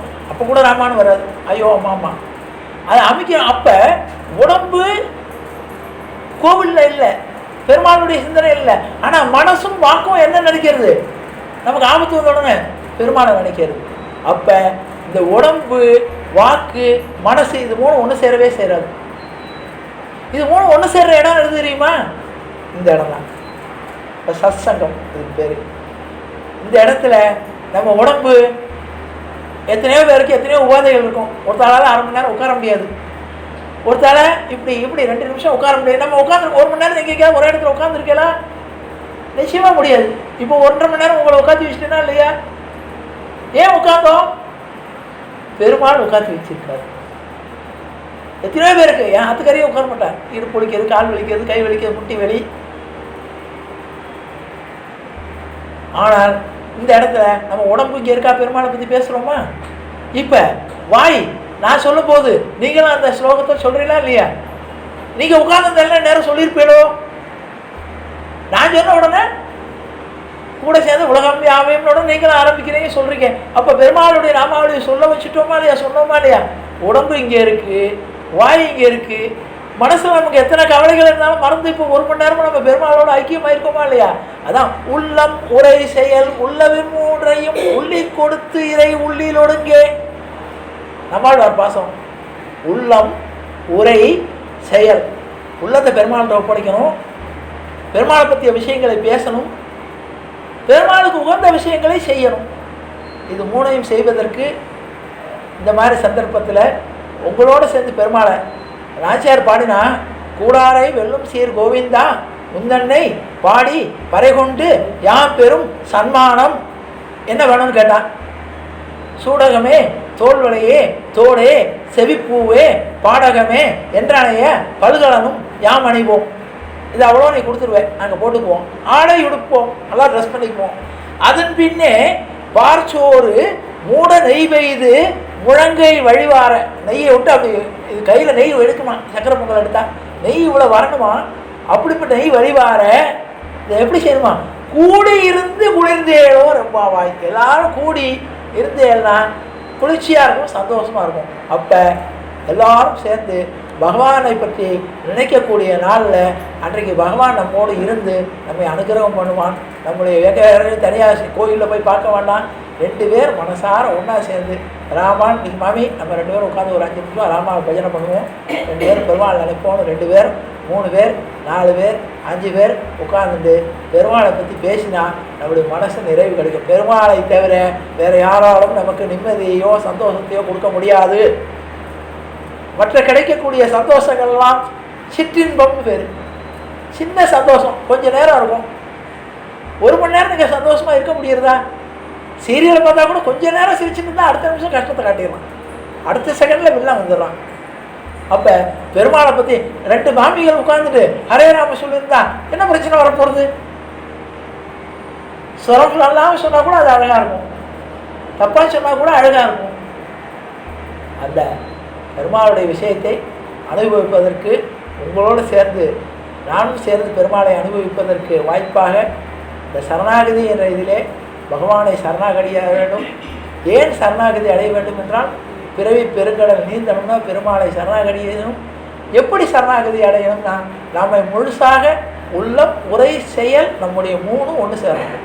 கோயிலுக்கு போனாலும் ஒன்று சேராது, அல்லது ஆற்றுல பூஜை ரூமுக்குள்ள கதவை கூட்டி நம்ம சொன்னாலும் ஒன்று சேராது, மனசு தவிக்கும். 2 பேரோ 3 பேரோ 5 பேரோ 10 பேரோ உட்கார்ந்து கொண்டு பஜனையோ கீர்த்தனையோ ராமாயணமோ நல்ல நல்ல விஷயங்களை பேசும்போது நமக்கு மற்ற எண்ணங்கள் இல்லை. நம்மளாம் இங்கே இந்த வயசான காலத்தில் நமக்கு நிறைய கவலைகள் வரும். நல்லா உடம்பு நல்லா இருக்கும்போது கவலையே வராது. உண்மையை சொல்கிறேன், ஜாலியாக இருக்கும்போது கவலையே வராது. 30-35 வயசில் கவலையாக இருந்தாலும் டோன்ட் கேர்னு போயிட்டு இருப்போம். வயசு ஆக ஆக இல்லாத கவலையெல்லாம் தோணும், இல்லாத வியாதியெல்லாம் வரும். அதில் இப்போ புதுசு புதுசாக வியாதிக்கு பேர் வேறு வச்சு விட்டான். இப்போ ஒருத்தர் நான் கேள்வியாகவே சொன்னேன், நான் ரிட்டையர் ஆகிட்டேன், பென்ஷன் வாங்க போனேன்னா என்ன பென்ஷன் வாங்க வர்றவர் என்ன சார் எவ்வளோ அப்படிமா? நான் பென்ஷன் வாங்கல 30,000. அதை கேட்கல சார், உங்களுக்கு பிபி எவ்வளவு? பிபி எனக்கு 200. இவ்வளோ 75 ஆகிடுத்து, 200 தானா? எனக்கு 55லேயே 300 வந்துருத்தே. அவன் பேர் மூச்சு வேறு. இன்னொருத்தன் நல்லா இருக்கீங்களா? பெருமாள் பண்ணி நல்லா இருக்கேன். நல்லா இருக்கீங்களா? பரவாயில்லையே. அப்போ என்கிட்ட யாராவது கேட்டீங்களா உங்களுக்கு எவ்வளோ இருக்குன்னு? யாராவது கேட்டீங்களா? நீங்கள் எத்தனை ராமநாமா சொன்னேன்னு கேட்டேன், எவ்வளோ படிச்சிருக்கீங்கன்னு கேட்குறேன். இந்த இடத்துக்கு அதுதான் பெருமை. நான் உங்கள்கிட்ட என்ன சொல்கிறேன், நீங்கள் பிபி எத்தனை மாத்திரை போட்டுக்க, நான் கொடுக்குற மாத்திரை ராம மாத்திரை, கிருஷ்ண மாத்திரை, கோவிந்த மாத்திரை. அச்சுதா, அனந்தா, கோவிந்தா, கேசவா, நாராயணா, மாதவா, கோவிந்தா, விஷ்ணு, மதுசூதனா, திரிவிக்ரமா, வாமனா, ஸ்ரீதரா, ரிஷிகேஷா, பத்மநாபா, தாமோதரா, இத்தனை இது வீசிட்டேன். உங்கள்கிட்ட எதை வேணாலும் எடுத்துக்கும். என்கிட்ட இருக்கிறது அதுதான். அதனால் நம்முடைய கவலையெல்லாம் மறக்கணும். உடம்பு ஆரோக்கியமாக இருக்கணும். நல்லா இருக்கணும்னா அவன்கிட்ட தான் முறையிடணும். நம்ம காலத்தில் நல்ல காலத்தில் நல்லா இருந்த ஓடியான காலத்தில் சம்பாதிச்சோம், பிள்ளைக்காக சம்பாதிச்சோம், பொண்ணுக்காக சம்பாதிச்சோம், எல்லாம் கொடுத்தோம் வச்சோம், எல்லாம் நல்லா இருக்கா அவாவா. நமக்காக நம்ம என்ன சேர்த்துட்டோம்? ஒரே ஒரு விஷயத்தை மட்டும் சொல்லி நிறைவு பண்ணுறேன். ஏன்னா இந்த இடத்துல எனக்கு இந்த விஷயத்த சொன்னால் தான் எனக்கு திருப்தியாக இருக்கும். நீங்கள் எத்தனை பேர் ஃபாரின் போயிருக்கீங்க? 1-2 பேர் போயிருக்கலாம், ஒரு 10 பேர் 5 பேர் போயிருக்கேன்னு வச்சுக்கோ. இப்போ நான் எல்லாருக்கும் ஒரு ஃபாரின் இருக்குது தெரியுமா? நமக்கு ஃபாரின் எந்த ஃபாரின்? எல்லாருக்கும் மேல்நாடு ஒன்று இருக்குது. எல்லாருக்கும் உறுதி தானே? சரி, மேல்நாடு போகணும்னா அதுக்கு பேர் மேல்நாடு தான். நம்ம சாஸ்திரத்தில் என்ன சொல்கிறோம்? மேல்நாட்டுக்கு போயிட்டாருன்னு தான் சொல்கிறோம். அப்போ நம்ம எல்லாருக்குமே பிள்ளை காசு கொடுக்க வேண்டாம், பொண்ணுகிட்ட காசை எதிர்பார்க்க வேண்டாம், ஃப்ரீயாக பெருமாள் கூட்டின்னு போயிடுறாரு. இப்போ நம்ம ஃபாரின் போகணும்னா போனவாளுக்கு தெரியும். ஃபாரின் போகணும்னா என்ன வேணும்? முதல் குவாலிஃபிகேஷன் என்ன? பாஸ்போர்ட் வேணும். 2வது குவாலிஃபிகேஷன் என்ன? விசா வேணும். Very good. 3வது குவாலிஃபிகேஷன் பணம் வரும். சரி, இப்போ நம்ம அடுத்த மேல்நாட்டுக்கு பகவான் கூட்டின்னு போக போகிறார். உறுதியா இல்லையா? எல்லாரும் மேல்நாட்டுக்கு போக போகிறோம். மேல்நாட்டு போனால் நம்ம பாஸ்போர்ட் வேணுமா இல்லையா? பாஸ்போர்ட் எங்கே இருக்குது? நீங்கள் பாஸ்போர்ட் வச்சிருக்கீங்களா? பாஸ்போர்ட் என்ன தெரியுமா? பாஸ்போர்ட் ஒன்று இருக்குது நம்மகிட்ட. பாஸ்போர்ட்டுங்கிறது பக்தி தான் பாஸ்போர்ட். நம்மிடம் இருக்கக்கூடிய பக்தி பாஸ்போர்ட். விசா வேணும். யார் கொடுப்பா விசா நமக்கு? ஒரு நல்ல குரு, நல்ல ஆச்சாரியன் பெருமாள்கிட்ட போகலான்னா அவர் விசா கொடுத்துட்றாரு. நான் உனக்கு ரெக்கமெண்ட் பண்ணுறேன், ராமநாமத்தை சொல்லு, இதை சொல்லு, சந்தியாவந்தனம் பண்ணு, 3 வேளை சவஸ்திரம் பண்ணு. அது ஆச்சாரியனானவன். இந்த இடத்துல சொல்ல போனால் நான் கூட எடுத்துக்கலாம், அந்த கிரெடிட் நான் எடுத்துக்கிறேன். இந்த இடத்துல நான் ஆச்சாரியனாவுக்கு வந்து நல்ல விஷயங்களை சொல்கிறேன். சரி, பாஸ்போர்ட் வந்தாச்சு. இப்போ அடுத்தாப்புல என்ன போகணும்? நமக்கு அந்த ஊர் லாங்குவேஜ் தெரியணும். வடநாட்டில் போய்ட்டு தண்ணி கொடுனா கொடுக்க மாட்டான். பாணினா தான் அவனுக்கு தண்ணி தெரியும். இப்போ மேல்நாட்டில் பேசுகிறதுக்கு நமக்கு அங்கே போய்ட்டு வெட்டி வெளியோ ஜட்டி வெளியோ ஒன்றும் ஒர்க் ஆகாது. டிவிக்கு ரிமோட்டு போட்டு எல்லாம் ஆஃப் ஆகிடும். அங்கே போய் என்ன ஒழிக்கும்? ராமநாமம் தான் ஒழிக்கும், நாராயணாங்கிற நாமம் தான் ஒழிக்கும். அங்கே சொல்கிறதுக்கு இங்கேயே ப்ராக்டிஸ் பண்ணிக்குவோம். இல்லாட்டி அங்கே போய் போர் அடிக்கும், வராது, வாய் வராது. அப்போ சொல்லணும்னா அந்த லாங்குவேஜை நம்ம இங்கே கற்றுக்கணும். முக்கியமான வார்த்தையில் கற்றுக்குறோமா இல்லையா? இப்போ வடநாட்டுக்கு போனோம்னா தண்ணி வேணும்னா பானின்னு சொல்லு, சாப்பாடு வேணும்னா காணான்னு சொல்லு, டீ வேணும்னா சாயான்னு சொல்லு. சாயின்னு தான் விற்றுன்னு போவான். சாய்னா டீன்னு தெரிஞ்சால் தான் அவன் டீ வாங்கி குடிக்க முடியும். அப்போ நமக்கு அந்த பாஷை தெரியணும். மேல உலகத்தில் உள்ள பாஷை. மேல உலகத்தில் தேவர்கள் எல்லாரும் பகவானை தான் சோஸ்திரம் பண்ணுவார். அப்போ அந்த லாங்குவேஜ் நம்ம தெரிஞ்சுக்கணும். சரி, தெரிஞ்சிட்டாச்சு, தெரிஞ்சுட்டோம். இப்போ பணம் வேணுமே. அங்கே பணம் போகிறதுக்கு என்ன பண்ணுறோம்? நம்ம அமெரிக்கா போயிருக்கலாம். அமெரிக்காவை எந்த ஊர் போனேன்? அமெரிக்கான்னு வச்சுக்கோங்க. நீங்கள் போகும்போது என்ன பண்ணுறீங்க? இங்கே இந்த பணத்தை இந்தியா ரூபாய் எடுத்துகிட்டு போனால் அங்கே செல்லாது. என்ன பண்ணுறீங்க? பேங்கில் போய் அமெரிக்கன் டாலராக மாற்றிக்கிறேன். இப்போ அதே மாதிரி நீங்கள் இங்கே சேர்த்து வச்சுருக்கிற காசை எடுத்துகிட்டு போக முடியாது. இதெல்லாம் நீங்கள் புண்ணியமாக கன்வெர்ட் பண்ணிக்கணும். இப்போ மேல்நாட்டுக்கு போகணும்னு முடிவு பண்ணிட்டோம். பாஸ்போர்ட் நம்மகிட்ட இருக்குது. பக்திங்கிற பாஸ்போர்ட் ஒவ்வொருத்தாலும் மனசில் வளர்த்துக்குங்கோ. பாஸ்போர்ட் சுத்தமாக இருக்கணும். போலீஸ்காரன் சர்டிஃபிகேட் கொடுக்குறான், இவன்கிட்ட எந்த கேஸும் கிடையாது, இவன் வெளிநாட்டுக்கு போகலாம்னு. இப்போ நம்ம கூட இருக்கிறவாள்லாம் நமக்கு பாஸ்போர்ட் கொடுக்குறான். இவன் ரொம்ப நல்ல மாமியாச்சே, அவளை ஒருத்தருக்கு ஒன்றும் கெட்டதாக பேச மாட்டாளே, நல்லதாக தான். இதுதான் நமக்கு பாஸ்போர்ட். விசா, நல்ல மனுஷா, நம்மளுடைய ஆச்சாரியர்கள், நமக்கு நல்ல விஷயங்களை சொல்பவர்கள் நமக்கு விசா. இப்போ நான் உங்களுக்கு விசா கொடுத்துட்டேன், பாஸ்போர்ட் நீங்கள் வச்சிருக்கேன், விசா கொடுத்துட்டேன். இப்போ உங்களுக்கு 3வது இது என்ன பண்ணணும்? அந்த லாங்குவேஜ் தெரிஞ்சுக்கணும். அந்த லாங்குவேஜ் என்ன? ஹரே ராம ராம ராம ஹரே ஹரே, ஹரே கிருஷ்ண கிருஷ்ண கிருஷ்ண ஹரே ஹரே. இதான் அங்கே பேச வேண்டிய லாங்குவேஜ். இந்த லாங்குவேஜை சொன்னேன்னா நீங்கள் நரகத்தில் போயிட்டுனா கூட நீங்கள் இங்கே வராதீங்க, உங்கள் இடம் வேறு. நீங்கள் தெரியாதவா ரூட் மாதிரி வந்திருக்கீங்க. இல்லையா, நான் நிறைய பாவம் பண்ணியிருக்கேன். என் பொண்ணை திட்டினேன், பிள்ளைய திட்டினேன், அப்பா திட்டினேன், அதெல்லாம் போயிட்டு போகிறது. சொல்கிறது நாமநாமத்தை சொல்கிறேன். போகும் அங்கே உங்களுக்காக இருந்து 4 பேர் காத்துட்டு இருக்கா, அவளோட சேர்ந்து சொல்லுங்க. அப்போ லாங்குவேஜ் தெரிஞ்சுடுத்து நம்மகிட்ட இன்னும் ஒன்று தான் செய்யணும். நம்மிடம் இருக்கக்கூடிய இந்தியன் கரன்சியை அமெரிக்கன் டாலராக மாற்றணும். எப்படி மாற்றணும்? நம்முடைய பணங்களை புண்ணியமாக மாற்றிக்கணும். பற்றி தொடரும் இருவினை புண்ணிய பாவங்களே. நாம் இருக்கக்கூடிய 4 பேருக்கு உதவி பண்ணி நம்முடைய காசையும், அதான் 3 தானம் இருக்குது: விஷய தானம், பொருள் தானம், நல்ல விஷயங்களை தானம் பண்ணணும். நல்ல நம்ம ஒருத்தாட்ட சொல்லணும்னா இவட்ட பேசினா இன்னும் கொஞ்சம் நேரம் பேசிட்டு இருந்தால் தேவையே. 4 நல்ல வார்த்தையை பேசுகிறாளே, நல்ல இதை கேட்க. மாமி கவலைப்படாதீங்க, உங்களுக்கு உடம்பு சௌகரியமாயிடும், இதெல்லாம் ஒன்றும் இல்லை. இதே மாதிரி தான் எங்கள் பக்கத்தாத்து மாமிக்கு இதாக இருந்தது, 4 நாளில் சௌகரியமாயிடுச்சு. உங்கள் உடம்புக்கு என்ன மாமி நல்லா இருக்கு, ராமாராமான்னு சொல்லுவோம். கந்த சஷ்டி கவசத்தில் கேட்காத வியாதியை, தீராத வியாதியை எல்லாம் சொல்லுவான். பில்லி சென்னியம் பெருமகையாள வல்லவ பேய்கள் பரிசேஷன பெண்களை தொடரும் பிரம்மராட்சதம் அடியினை கண்டால் அலறி ஓடிட. எய்ட்ஸ்லேருந்து எல்லாத்துக்கும் கந்த சஷ்டி கவசத்தில் மறந்துருக்கு. அதனால் நல்ல பாசுரங்களை சொல்லுங்க. நமக்கு பெருமாள்லாம் அதைத்தான் கொடுத்துருக்கார்கள். இதற்காக பெரிய பெரிய ரொம்ப கஷ்டப்பட்டு அவதாரம் பண்ணி ஞானிகளும் இவர்களும் நமக்கு நிறைய கொடுத்துருக்காங்க. இதில் நமக்கு சாய்ஸ் நிறைய. எதைத்தான் வேணும். கிறிஸ்டியனாக பிறந்தால் நீங்கள் பைபிளை தவிர வேறு புஸ்தகத்தை தொட முடியாது. முஸ்லீமாக பிறந்தேன்னா குரானை தவிர வேறு புஸ்தகம் கிடையாது. நமக்கு திருக்குறளில் முதல்ல உள்ள 10 பாட்டை சொன்னாவே எல்லா வேதமும் இருக்குது. பகவத்கீதை இருக்குது, ராமாயணம் இருக்குது, மகாபாரதம் இருக்குது, அது 64 நாயன்மார்களுடைய கதை இருக்குது, தேவாரம் இருக்குது, திருவாசகம் இருக்குது. எதை பிடிச்சாலும் சரி எல்லாம் பகவானுடைய திருவடி தான். ஏதாவது ஒரு திருவடியை பிடித்து நாம் கரையேறலாம் என்பதை கூறி நாம் எல்லோரும் ஒன்று சேர்ந்து பகவானை நினைத்து உய்வடைவோம். நம்முடைய குழந்தைகளும் மற்றவர்களும் உயர்வடைவதற்கு நாம் வழி செல்வோம் என்று கூறி நினைவு செய்கிறேன். ஜானகி காந்த ஸ்மரணே ஜெய ஜெய ராமராம். சத்குரு மகாராஜ் கி ஜெய், ஆஞ்சநேய மூர்த்தி கி ஜெய். அறியாத பிள்ளைகளோ அன்பினால் உந்தன்னை சிறுபேர் அழைத்தனம் சீறி அருளாத இறைவா நீதாராய் மறையேதோரம் பாவாய். எற்றைக்கும் ஏழேர் பிறவிக்கும் முந்தன்னோடு உற்றோமே ஆவோம். உனக்கே நாம் ஆட்சி செய்வோம், மற்ற நம் காமங்கள் மாற்றேதோரும் பாவாய்.